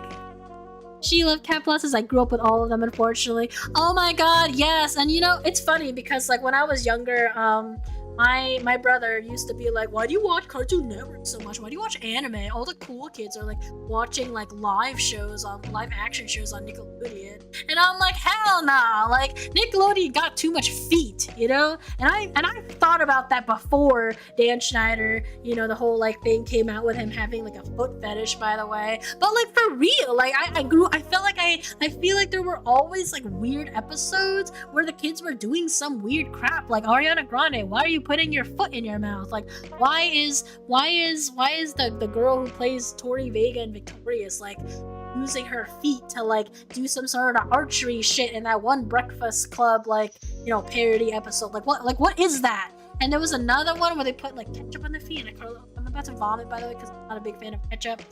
And wasn't there this one stupid Nickelodeon thing where it was like a tweet or something? It was like a tweet where it says like tweet like your foot, and then it says like write hashtag like Nickelodeon on it or something like that. It's like, what bastard approved of that? Like, you know, other than Dan Schneider, because there's no way it could only be him like doing shit, you know what I mean?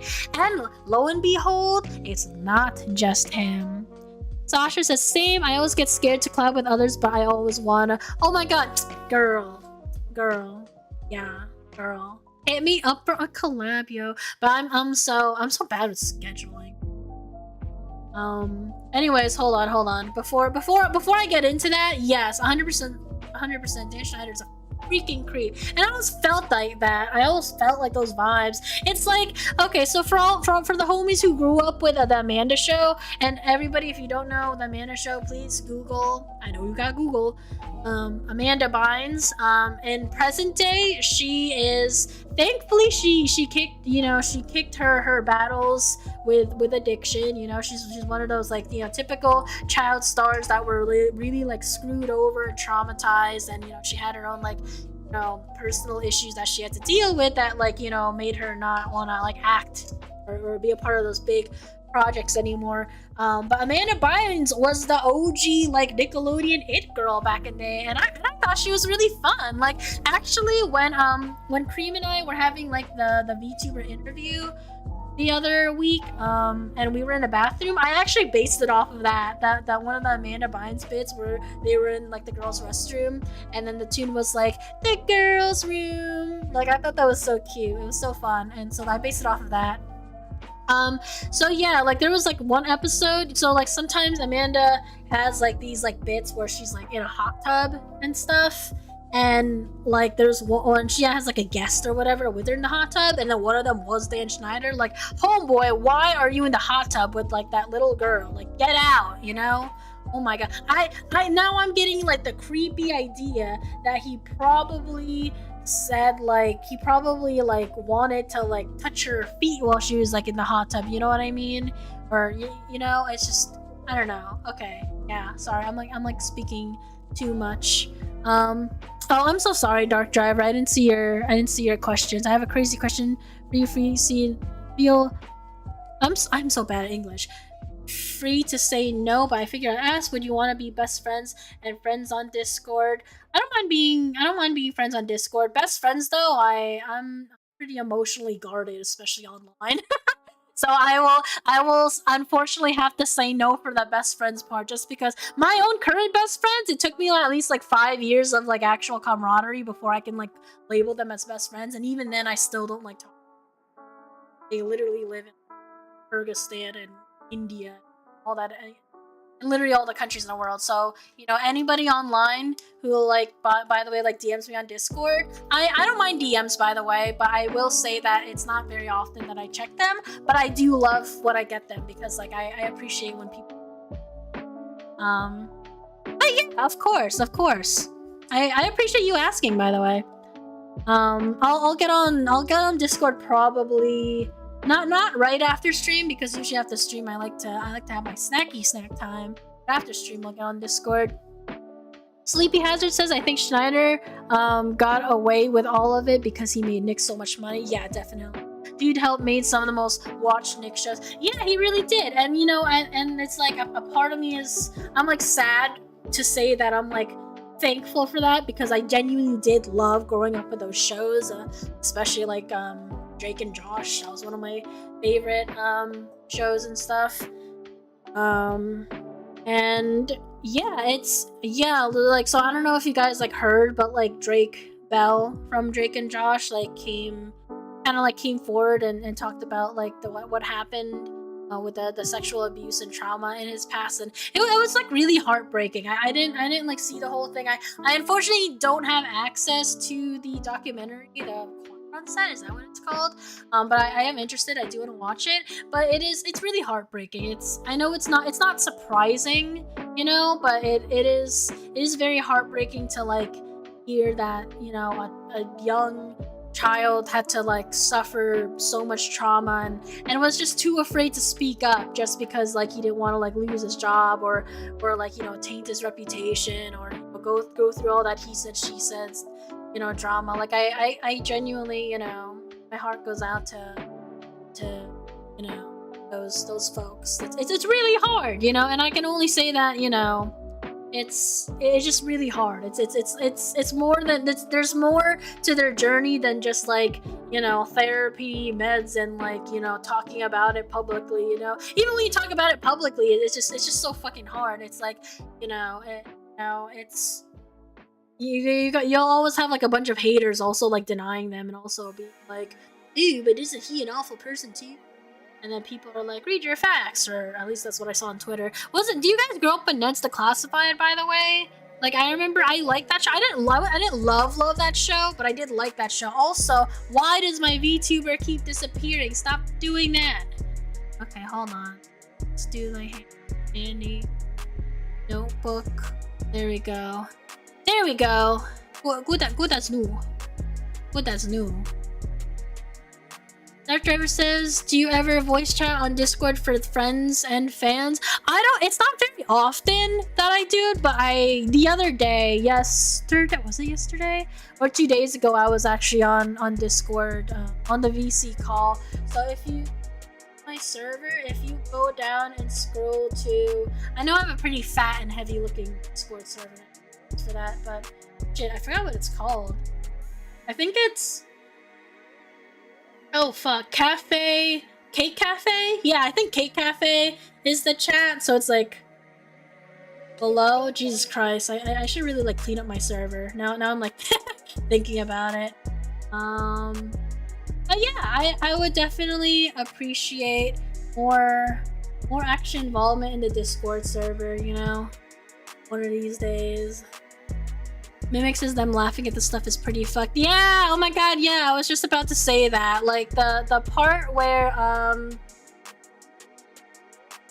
oh yes. Ned's Declassified was pretty good. Oh, you love I love the janitor too. It was fun, but it wasn't like my super favorite show, but it was definitely like a fun show. And I remember the actors of Ned's Declassified School Survival Guide or whatever wanted to, they pitched their show to have a reboot, and then they were turned down. And because they were turned down, they kind of started their own podcast instead, and like good for them for the podcast doing well.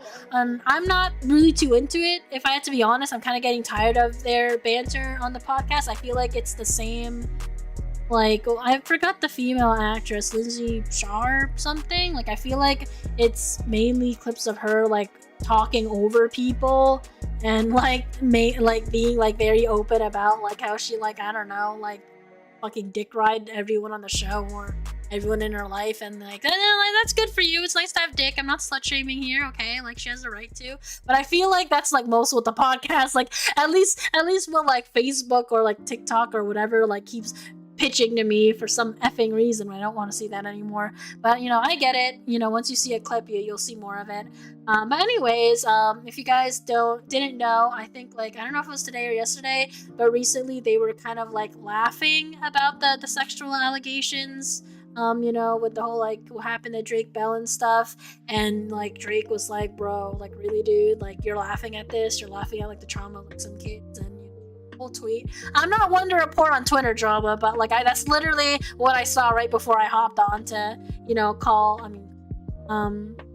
stream today, and it was pretty effed up. It was pretty effed up. And then like the actor for Ned is like, sorry guys, we shouldn't be laughing, you know, humor is how we get through these things. And it's like, he's not wrong. And me personally, I went through a lot. I have like my whole humor and dark humor to just like, you know, make fun of the absurdity and traumas in my life. Like I get what he's saying, but I feel like it's just like, you know, if you're not a survivor and you even talk about how like, oh, none of that stuff happened on this set, it's like I don't really think you should be like talking about how like, sorry guys, I need humor to go through this. It's like, what? You don't need shit, Ned.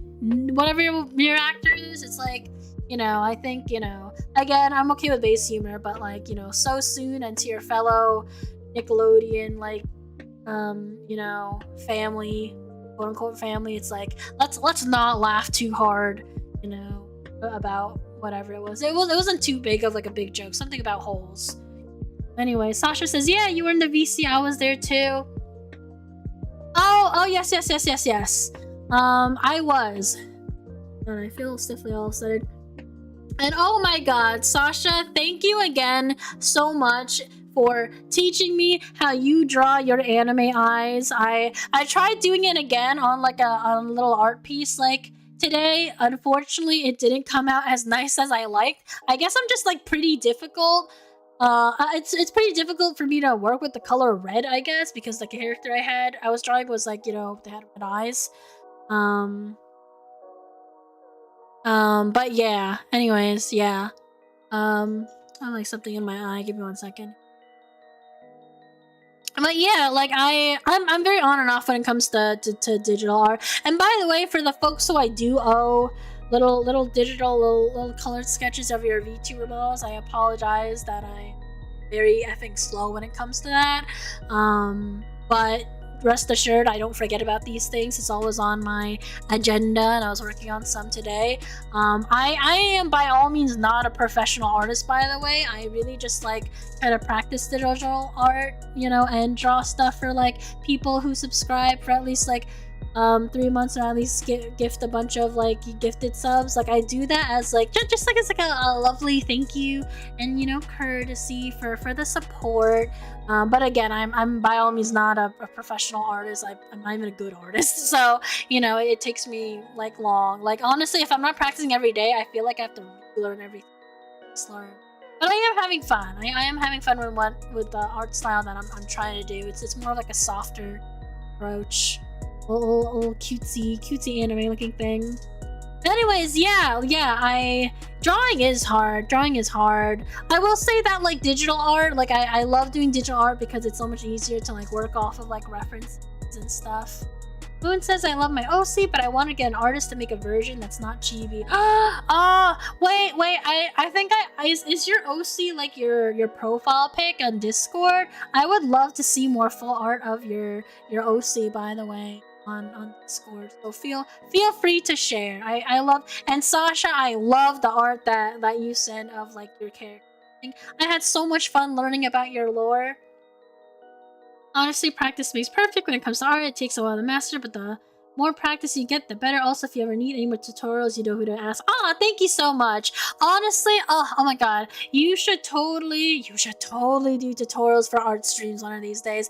I really love art streamers, you know? Like, sure, VTubers are cool, but the VTubers who do art streams, I like 10 out of 10 give you so much like props and respect, because like I love it. Here's another thing about the art community. I especially love the artists who don't gatekeep their skills, because like for the artists that like kind of gatekeep their skills, gatekeep their resources, and then gatekeep who they're commissioning from, like, God, you guys suck. It's like, come on, art is wonderful and beautiful and should be shared with the world. Like, I don't understand why people like gatekeep that kind of stuff, you know? Like sometimes people will gatekeep who they like hired for like a 2D like chibi model, and I find that so like crappy. Oh shit. Oh god, my phone is like running low on battery. Oh, the full body version, you posted it? Oh fuck, is my Discord like glitching or something? I'm not seeing any. Okay, I'm sorry, I'm gonna have to check that later, because I don't know, I'm not getting any like notice on Discord. But thank you for sharing, you guys. Whew, what else was I gonna say? But yeah, practicing definitely does make perfect. There's just so many things that I want to get good at. And I also have a hard time like what I want to like diverge like my time on. But digital art, it's definitely like, you know, on my list of this year, you know, and I'm happy that some of you guys have, you know, brought me back and have given me an incentive to like draw more cutesy wootsy stuff. Whew. Yeah. So good. Actually, let me drink water. I find when I like talk so much, I start to get like, my nose starts to feel like kind of weird.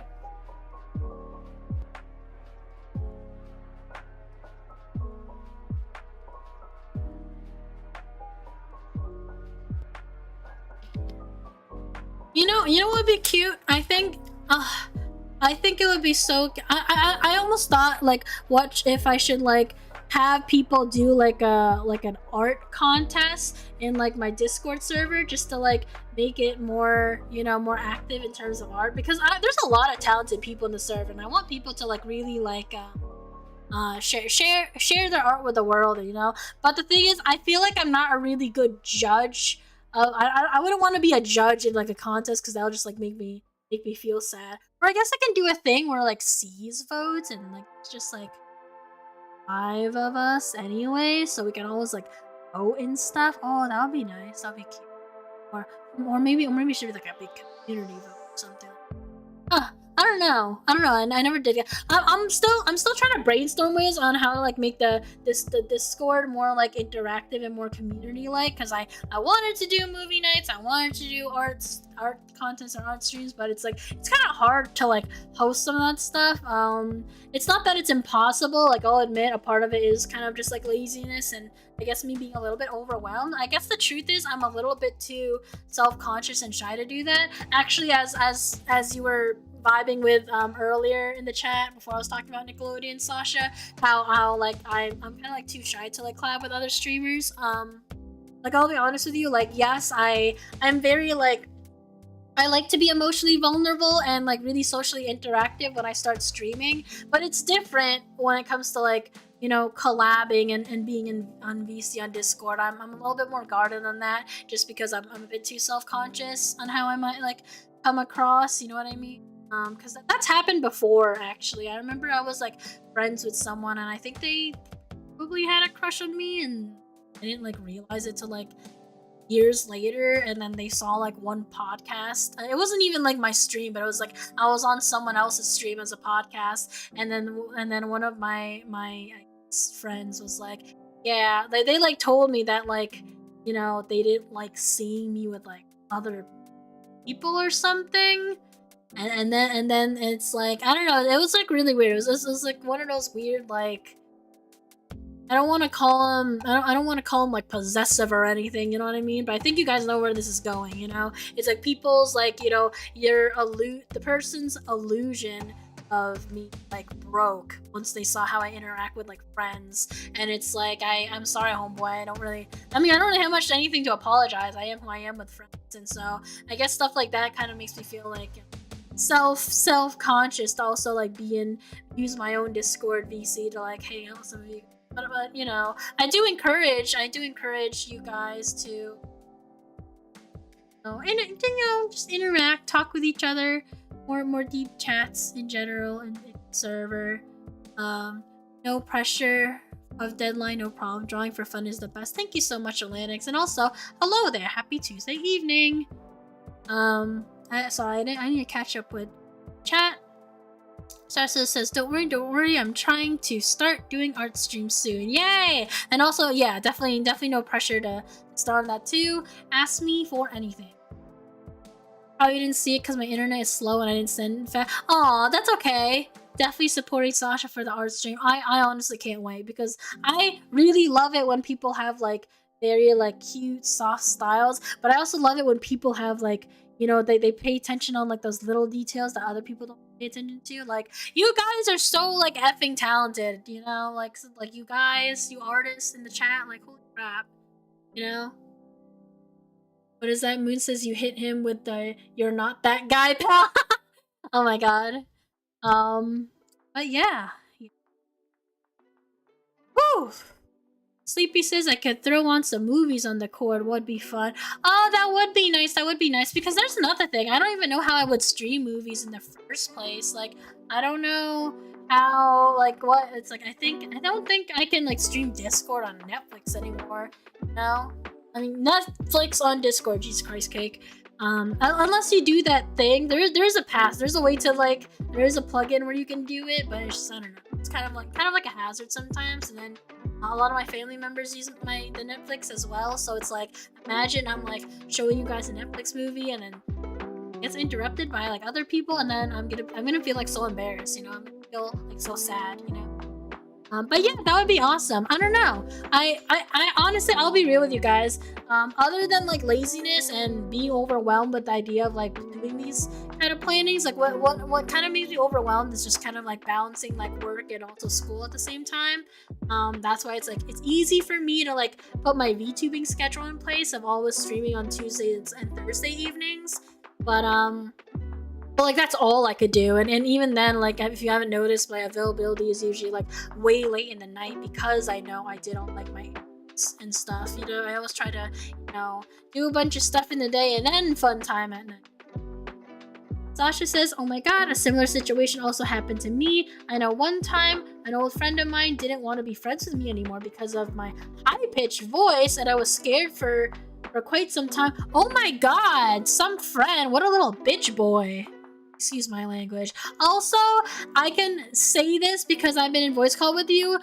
Homeboy, your voice is like honestly one of the cutest voices I've heard. Like it's so bubbly, it's so charming, it's so charismatic. I don't even think it's high pitch. It's like it's more like your personality is like exuberant, and so it's like very attention grabbing. But like high pitch, I don't know. It just sounds like a regular like cute girl voice to me. So like I think your friend crazy, bro. Your friend crazy. He threw away a good friendship. Moon says, last time I listened to your stream while I was doing my workout due to the lo-fi type of feel from your stream. It helps me relax and keep the workout consistent. Holy crap, Moon. That is honestly one of the best compliments that I have gotten in so long. That is honestly so sweet. And also, like, props to you, boy, for working out because, yo girl has not worked out in a while. So you also gave me a good reminder too. That's really good. I didn't even think about that. Sometimes I like to watch like Jubilee YouTube videos, or like some podcasts while I work out, because that also like gets me like relaxed and thinking while I'm on my little treadmill. But yeah, again, thank you so much. I appreciate that. I sometimes I get like pretty like it's interesting because like I've been streaming for so long, but like I still get nervous for my own stream sometimes, Moon says I also listen to the VODs because they feel like podcasts sometimes. Oh, you're killing me with the compliments. You're killing me. So nice.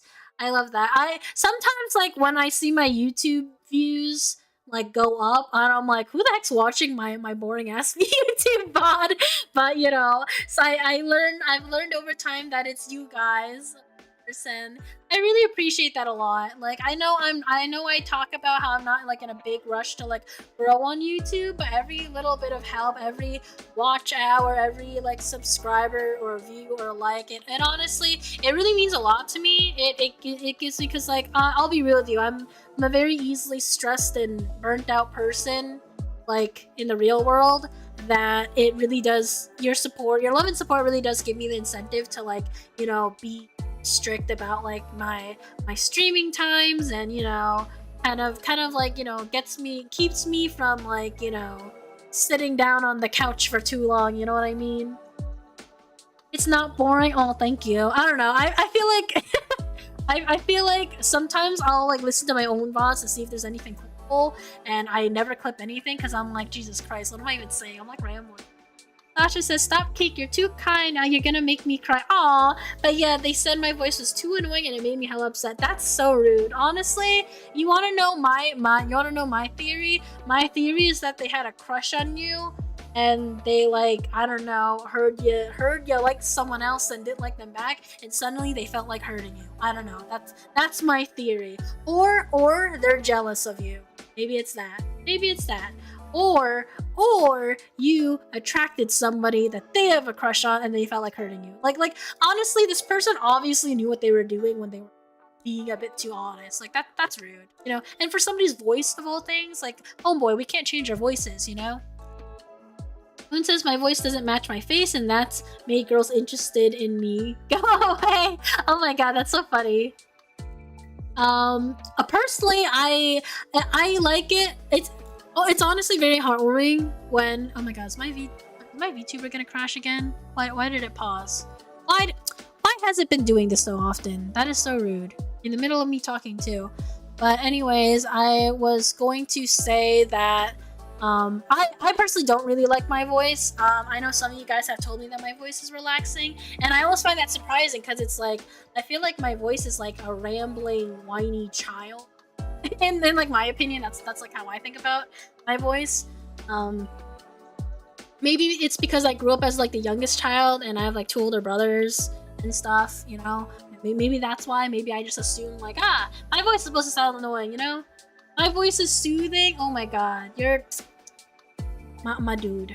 You're too nice. I'm literally like, you know, I have like my hand motion going like, stop, you're embarrassing me. But too bad my VTuber sadly cannot do that. But that's good because like I feel like if somebody should have a just chatting stream, it's like their voice, you know, it's a big bonus if they have like a soothing voice, you know. So I really appreciate it, guys. Thank you so much. I have, you know, it makes me a little bit like shy almost. Like, oh my god, Sasha, I was so shy when you came into the VC because it's like when I hear people, because like I know you guys for like so long, quote unquote, so long at this point that I can't imagine. Like, it makes me curious on who your voices are and your faces. I mean, I'm not gonna pry about anyone's face, no face reveal, but it's like it makes me curious on how people like sound or like what they do or like how they dress. You know what I mean? So like Moon, I think it's cool that you like share some of your fashion tips and your fashion trends. It's like I personally I do like it's really fun like seeing how other people like carry themselves, you know, how they express themselves. It's nice, you know what I mean? And like, yes, VTubers are cool with the cool quirky designs and like their lore, but like me, I personally I do like that, but I am always so curious on like what people are doing on the other side of it. Sasha says, stop, what do you mean, Cake? Your voice is gorgeous. Oh, gorgeous. That's too strong of a word, Sasha, but thank you. Don't you dare say it's bad. Oh my god. Gorgeous is such a strong word. That's so sweet. Moon says my face, my personality, and my voice are all 3 different things. Oh my god, for real. Let me think.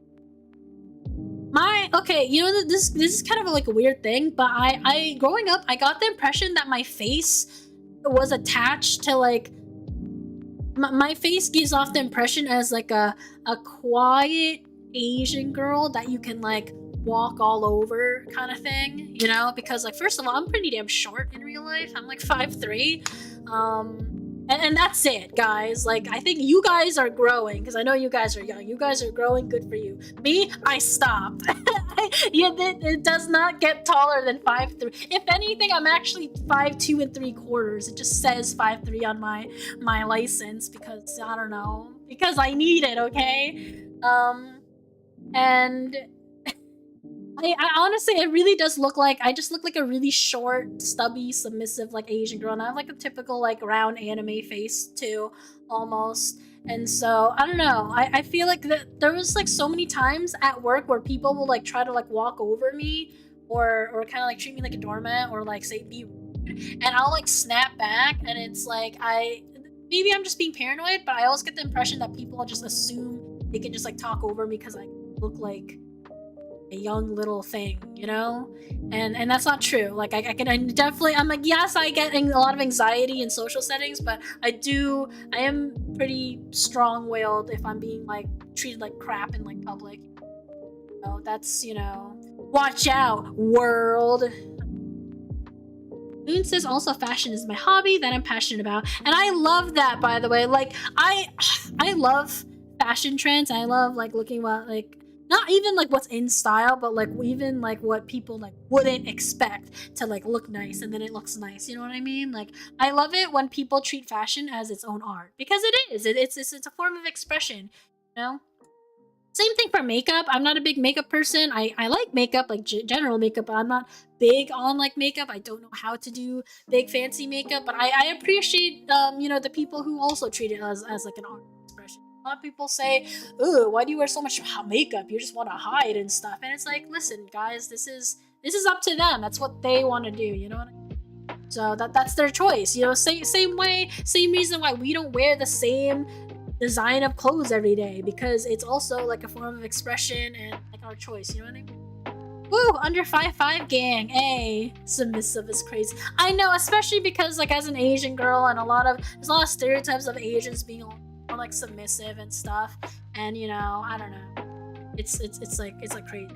Like some of my patients will like try to trick me. They'll be like, you know, like for example, their diet menu and their treatment plan says they can't have sugar, and then they're like, "Hey, hun, can you pass me like a cookie?" Huh? What do you mean we can't? I know we can. You don't know your job. And I'm like, listen, fool, your treatment plan says no cookies. No, I'm kidding. I don't talk like that.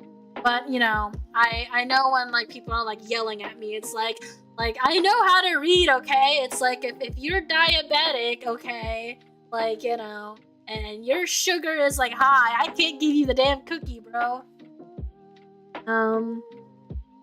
Well, oh, hello there, Lake Fang on YouTube.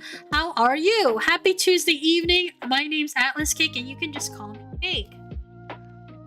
Let me see. Elena says to Moon, "Hey, everything is never matched with cover like a book." True, I know, but it's something I like about myself because it normally makes people look at me like, "Whoa, you're not what I thought you'd be." That is true. That's interesting. I think, you know what's really interesting, when it's like when you see really small people, but then they have like a deep voice, or you know. Oh, I remember I met this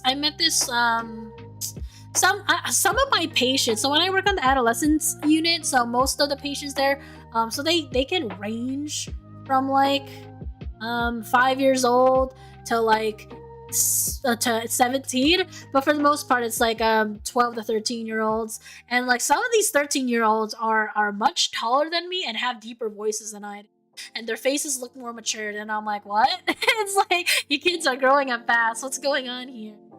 But it's like, I don't know, it surprises me, and at the same time, sometimes I feel like it's hard for kids to sometimes hard for like kids to like respect me because like I'm shorter than them. You know, people like to make fight a lot. Me personally, I don't really get like phased when people say, "Haha, you're short," and I'm like, okay, fine. I like to feel cute. I'm totally fine with having someone else get stuff from me at the high shelf, you know? Elena says, for me, I kind of felt nervous to interact because there's some language barrier. Also, pardon me, English is not main language. Never be ashamed of your English, and it's all about learning. Yeah, definitely. And I think you guys already know from like listening to me talk about it, I fumble a lot. I just really wasn't good as, even though English is like my main and only language, I'm just like really not. And for a lot of people, it's not obvious, but it's in like professional settings, like I've been called out a lot for like, check I'm saying. So, you know, I completely get that. And my aunt in the Philippines, so sometimes I have to talk to her, or sometimes like me and my family have to talk to her a lot about like the businesses that's going on in the Philippines, and you know I want to be more involved because like my mom's sister like owns like some like property there, and it's like, you know, they want me to be more involved with the business there, but like I don't speak the language, so they, you know, my family kind of has to like feel forced to like speak English, and they are really good at English, like they speak English well, but because it's not their main language, they still get nervous speaking it, and that makes sense, you know, because again English is a language. And yeah, so it's like I completely get that. Lake says, I have risen back into watching random small streamers' real fun activity. Oh yeah, well that's cool. Well, I hope you enjoy your stay here. I usually just do cozy streams. Right now I'm just having a nice deep talk. My thing is like deep talks with my chat usually, and I usually stream Tuesday and Thursday evenings. But thanks for finding me on YouTube. Moon says, I have a proper tone when I speak to people I don't know, but I'm a gremlin when I get comfortable. Oh my god, I completely get that. You know what makes me sad? Like, I love my friends to the moon and back, okay? But the thing is, we're very vulgar and base when we like talk and play games with each other. It's just like god-awful, offensive humor, and like we scream and yell a lot, and it sounds awful, but it's not. You know, because, you know, we're friends, we're used to each other, right? And so, like, it's one of those things where it's like, wow, we should be streamers, but then, like, lo and behold, we're streamers, and we can't even, like, we kind of have to, like, dim a lot of our personalities, because we also don't want to lie. And I swear we're decent people, by the way, I swear by it, you know. Pretty picky with my friends, yeah? Make sure you got, like, I'm not super self-righteous or anything, I accept flaws and all that, but it's like, you know, it takes me a while to like really like trust people and like in my inner circle. So my VTuber group sees they have my pass. So you trust me, you can trust them. You know, I know if you guys been into other season member streams, it's usually like a different tone for the most part. A lot of us are more have a lot in common, you know, than expected. Hello, HVX on top. How are you? I like the floating little Charmanders over there. My name's Cake, AtlasCake, but you know, please call me Cake. I know some people call me Atlas, and that's fine too, but I mostly go by Cake. But welcome to my stream. How are you guys doing? Happy Tuesday evening. I'm Cake, and I fumble my English a lot. Lake Fang says, my Wi-Fi has strangely been really good for the past couple of days. Enough for YouTube Live, just not enough for Twitch. Okay, so just for context, guys, yes, I am on YouTube, and I also stream simultaneously on Kick. And as you guys know, Kick is still on beta, but I've been on Kick for like 8 months, and I personally like it. So, you know, if you have a Kick account, do feel free to support me there, and I appreciate it. I was thinking about, so I do have a Twitch account. I don't stream on it, but I was planning to open it up so that I can stream on 3 different platforms. I'm still kind of like contemplating it because I don't know how difficult it will be to kind of like, you know, but the thing is, there's so many VTubers on Twitch, like that's where like the culture is. Like, sure, it's a lot harder to like discover small streamers there and like talk to people there, but like that is really where all the homies are, you know what I mean? So maybe I should like if you guys are on Twitch, I'll of course I'll like follow and support you guys there too.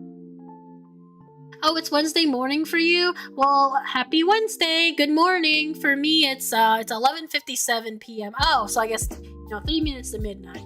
I'm in Eastern Standard Time, by the way. Sasha says English is my first language, but today someone spoke to me in Russian because they thought I didn't know how to speak English. Of course, I understand them though. I always fumble my words. I think it is. Can I just say it is so attractive when people are like bilingual, trilingual, all of the above. Lingual, you know, that's like one regret from my childhood. You know, as a Filipino, I'm very sad that I never actually learned Tagalog. Like, you know, it's one of those things where I can like understand some things in Tagalog, but I just can't like write or like speak it, to be honest. So, you know, props to you guys, you know. Your parents done well. The Triforce of stream. I really want to do that. Although I heard that like if you do become Twitch affiliate, like you can't like try to make other like means of monetization or streaming on like other platforms. I don't know. I know like Twitch changes their terms of service sometimes, and I know it had some changes in the last year that were significant. I'm unfortunately not updated on that, but you know, you guys know anything, but would appreciate it. But I don't remember if I'm AtlasCake on Twitch also. I don't know if it's the AtlasCake or AtlasCake 03. Honestly, I only log on to like support my friends there. But for the most part, because YouTube has been a big part of my life, like I just knew for sure that I wanted to stream on YouTube. And Kick is like easier discoverability for like smaller VTubers, so I don't know. But the thing is, like, it being in beta, it does have its like drawbacks, of course. I'm very sad that the UI still doesn't have like the throwables and the sound alerts and all that stuff. Moon says I speak English and Spanish, and they're both like my first language. That is so cool. That's so cool. Spanish is a very attractive language, by the way. I learned some Spanish in school because like it was like required, and then I learned like Spanish. I was in Spanish like 1 and 2 in college, and I know I did really well, but unfortunately I guess I must suck at like language learning if like I forget things right after. Lake says I only speak English for now. I plan to learn French. Ooh, French is also a really good language. I learned French. I think I did like 5 years of French in high school, and I don't really I actually did not get I didn't even learn much in I think the only sentence I can remember in French was shit. Now I'm blanking out. Je suis à le centre commercial avec mes amis pour faire du shopping, probably. And that literally means I am gonna go to the mall with my friends to go shopping, you know? Sasha says, I think your Twitch account is AtlasCake, right? I follow you, I think, on there. Oh, yeah, maybe it is. Maybe it is. Let me, you know what? I might... To Twitch I go. I will be sure. I don't know if Twitch gives me updates. I'll like notice on who follows me, but like, you know, I'm totally down to follow people back.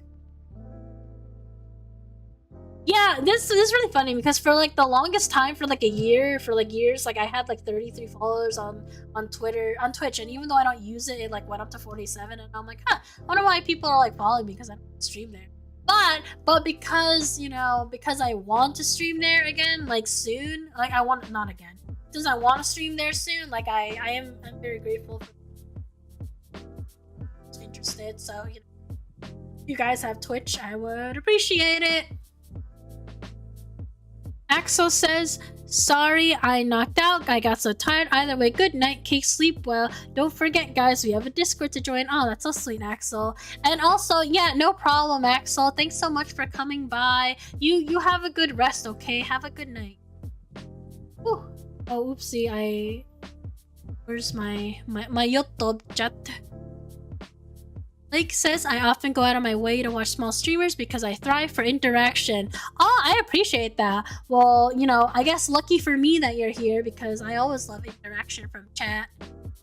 Moon says, in person, I switch between my languages because I learned them at the same time, so my words get kind of tangled. Honestly, yeah, that makes sense. And I know with the language like Tagalog for Filipinos, there's some like there's some like words that don't even have like full translation, so it's like it's a lot of it's like it mixed with like Spanish words and English words. Like says French is such a confusing language. It can be. It really can be. I don't know what's more difficult to learn, Spanish or French. Like I think I had an easier time learning Spanish, but like I also hear that French is like easier. I don't know. I guess to like each their own, I guess. Alanix is switching between language is a bit hard to wrap your head around it, especially for trilingual or multilingual. Yeah, for sure. And then like communicating with people who will also come from different backgrounds, that makes sense. Says for me, it's force of habit that I wish I didn't do because when I blank out a word, I'll switch to the other language. I think a lot of people you know, it's like more common than, you know, people think. So, you know, it's definitely nothing to like be self-conscious of, or, you know, it's like, you know, it makes sense. But like I always appreciate it when like people, you know, they stick to what they know, but they also want to like learn more, you know what I mean? I honestly, I'm so jealous of the people who are you really easily can learn languages. For me, I learned some ASL. So ASL is American Sign Language, for those of you who don't know. Sadly, I'm a VTuber, so I can't use my hands to do that. Besides this, that one body chop of a hello over there. But on VR, I remember I know with like the few hand signs that I can do on VR chat, I know I could do. I'm gonna have to do a VR chat stream one of these days. I really want to. I don't know if you guys know what VR chat is, but it's like, I mean, assume everyone knows what VR chat is. It's free. You can have a whether on desktop or on VR. But I personally have a VR, so but I don't use it as often as I should. Validate this. But you know, I know I taught my friend what burger and pancake and cookie is, and hungry versus horny, because they're very similar to each other depending on how you move your hand. But I'm gonna have to show you guys that another time. Moon says for me it's oops, I already read that. Lake says the real question is, which is harder, French or English? Both are difficult and have so many strange rules. Okay, well, I don't want to be biased and say English, you know? Oh, I know that like the languages are like similar. You know, like they're more similar than we think, but English really is like really annoying. Like I said this in a previous stream, but the fact that like, you know, red, R-E-D is the color, and then red is like you read a book, you know, but it's also the same spelling as read, which is pronounced differently. It's like, what? And then, you know, a lot of people have like issues again with like your versus your, depending on like the apostrophes and stuff. Hand stream, oh my god, I don't think I can do a hand stream. I'm sorry guys, I don't mean to dox myself, but I have pretty chonky looking ass fingers, like IRL, like I'm looking at it right now. So unfortunately I can't be one of those people that does like a cooking IRL stream or a modeling clay IRL stream, because I am really good at DIY arts and crafts and stuff, but you guys will just vomit if you hands. Oh, hi Sarah, how are you? How's studying for this week's exam going for you? Oh my god, Cake, you sound different today. Do I sound different?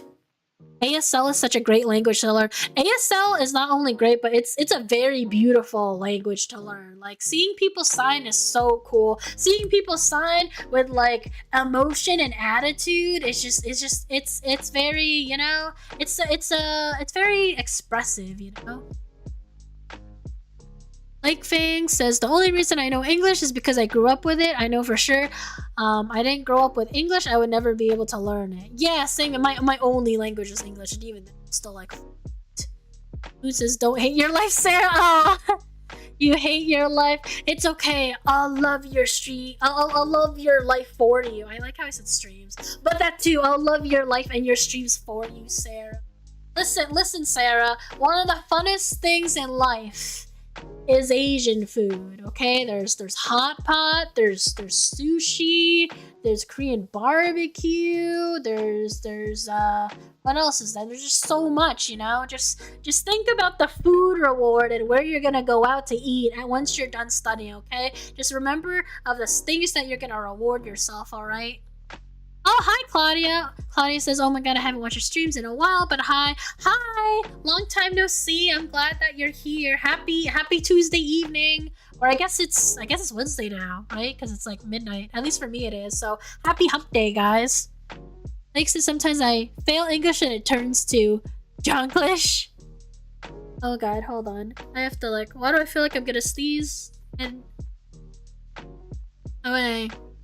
This is so, my I don't know what it is. My body is like deceiving me because this is the second time I like really need to sneeze and it won't let me. That's so rude. Sarah says, I just wanted to drop by real fast, but have a great stream. Thanks, Sarah. Good luck with studying. You got this, girlfriend. Claudia says it's 12:07 for me. I can't sleep. It's also 12:07 for me. Yeah, I never can sleep. like even now after my stream, I'm probably gonna like have my typical snacky snack. Probably go back to like drawing, watch TV, see what like other friends are doing, you know. Probably other stuff. Well, that's my fault that I can't sleep, and also I used to work overnight shifts as a nurse, so it's like pretty hard to like come off of that since my body's been so used to that for a year. But you know that sucks. I hope sometimes ASMR helps me sleep. Oh, this is like random, but I almost consider doing like an ASMR just because like I feel like I can adjust the mic setting to like for funsies. I don't know. But then again, I don't know. I don't know anyone else who like likes ASMR. Maybe one of these days. Oh, it's 9:07 for you, and you're lucky. So, so you're I assume you're also on the West Coast, baby. My brother's on the West Coast. He's also a nurse, but he's an ER nurse though. I'm just in psych. Like says 12:07 for Mach 2 in the North Cold Zone, Canada. Oh, Claudia says, have you ever tried the new Lay's IHOP strawberry pancake chips? I tried them today and I honestly hate them, but I keep eating them. Hold up, wait, I want to this now. Okay, so IHOP strawberry pancake chips. Oh, you're in Washington. Nice. My brother's also actually both of my brothers are there. One of my brothers, he's in pharmacy. He actually recently moved to Seattle. So I'm like, damn, man, I'm the only sibling on the East Coast now. Holy crap, I never seen this before. How interesting. IHOP, Rooty Tooty, fresh and fruity, strawberry top pancakes with a syrup of bacon? This is kind of like blurry for me. With syrup and bacon. Okay. Whoa, that looks weird. Thanks for like letting me know this exists, Claudia. Cause like is this like new or something? I never seen this IHOP Rooty Tooty fresh and fruity before, and apparently it was $14.24 on this website. eBay, it's out of stock. Wait, what? Is this like a special like flavor or something that's like limited edition? What? This is like a whole new world you opened for me, Claudia. What I miss. Hello, Czar. How are you doing? Happy hump day, cause it's Wednesday morning, at least for me right now. Linux says, when I first learned English was when I had my first PS2 console, and because all of the games was in English, so it forced me of habits of guess. That is actually really, really cool. Honestly, like, you learn pretty fast, because like I don't think I could do that. I know like it's one of those things where like as weebs you try to learn Japanese through like English sub anime, and I'll watch a lot of it and still not understand anything. You know, even like picking up the words, I'm like slow on it. So it's like props to you. I actually think that's pretty cool. Lake says, I went straight up from my birth state, the one with fried chicken. Yeah, I think they just came out. I paid $7 for them and the bag was so small. I know! Those proportions are so evil. Like I hate it when like you're in the mood for like a nice big bag of chips, and then once you open it, like 3/4 of it is like air and all the chips at the bottom. It's like, why would you do this to me? It's like, you know, my life is hard as is. Why don't you give me my full chips that I paid for? Oh, hello there, Kaya, Norwegian Forest Cat. Interesting name you got there. Kaya says, hi, I love your VTube avatar. Oh, thank you so much. I love your name. I just said that. Did I say that right, Kaya? Well, anyways, welcome to my stream. Happy hump day. Happy Wednesday. Midnight, technically. I'm AtlasCake, but you can just call me Cake. Claudia says it's like 90% air and 10% chips. 10% chips. Mimic says, I'm back. What did I miss? Mimic, apparently there's a new Lay's IHOP collab of Rooty Tooty fresh and fruity strawberry. Oh, I'm having a hard time reading this again. Strawberry top pancakes with syrup and bacon. I'm so curious. I feel like it would taste bad, but it's like, it can also like surprise you. You know what I mean? Thank you so much for the follow, Kaya. Thank you. And if you're a streamer too, I'll be sure to follow you also. Kaya says I support all VTubers, so I shall give you a follow. Thank you, I appreciate that. I've been looking for more VTubers to follow on Kick too, because us Kick streamers, we're still a small number. You know what I mean? Lake says my ADHD is a blessing and a curse. Yo, I completely vibe with that statement so much. Of course. Aw. Mimic says I'm still waiting for the Baja Blast Pie. Baja Blast Pie. Hold on, just for like reference, Baja Blast Pie. I kind of want to like take again. Why are there people trying to make a recipe for a Baja Blast Pie? It's so fucking green! Excuse my language, by the way.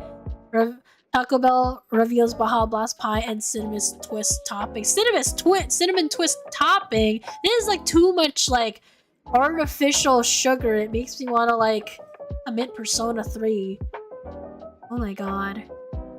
Oh, there's a mountain. I didn't know there's a Mountain Dew Baja Blast gelato, but I guess that's like kind of like not hard to think about. I like how on Redbubble you can get a Baja Blast key lime pie sticker.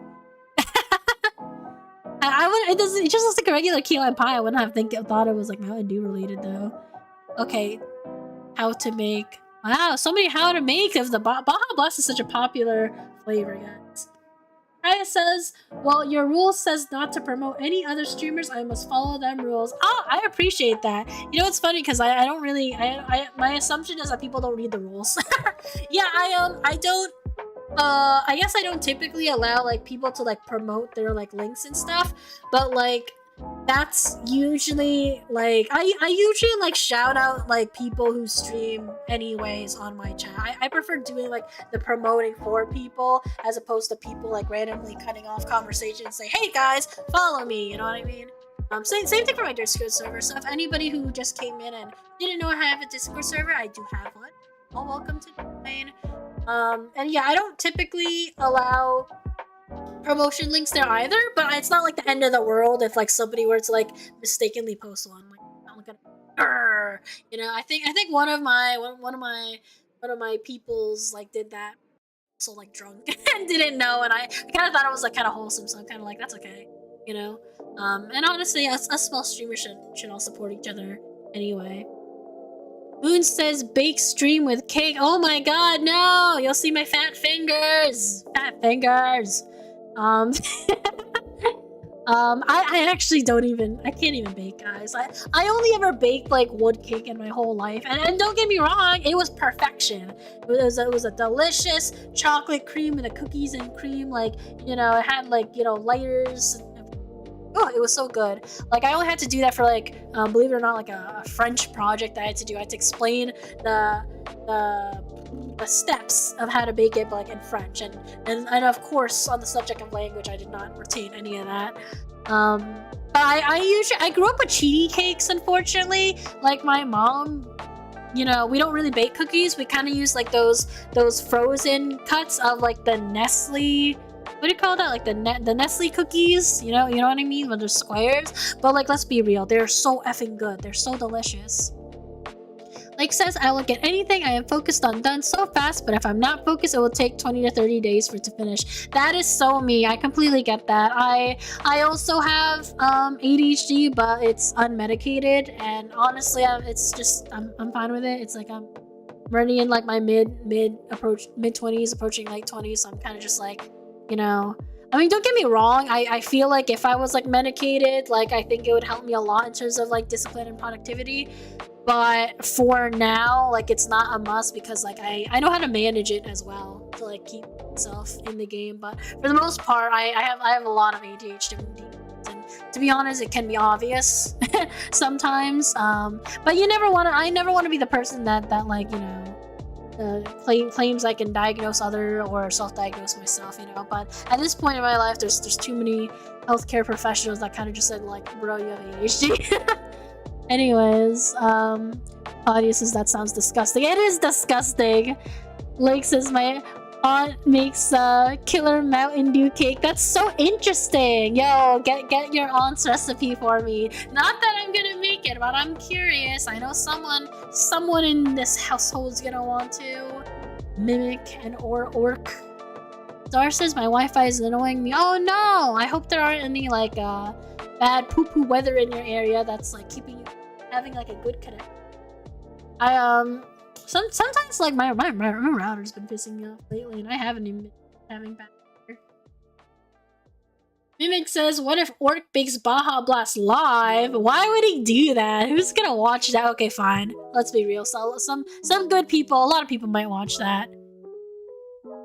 Ooh. Oh, Sarah said she would buy you the Baja Blast cake. Oh, Baja Blast pie, man. Jesus Christ.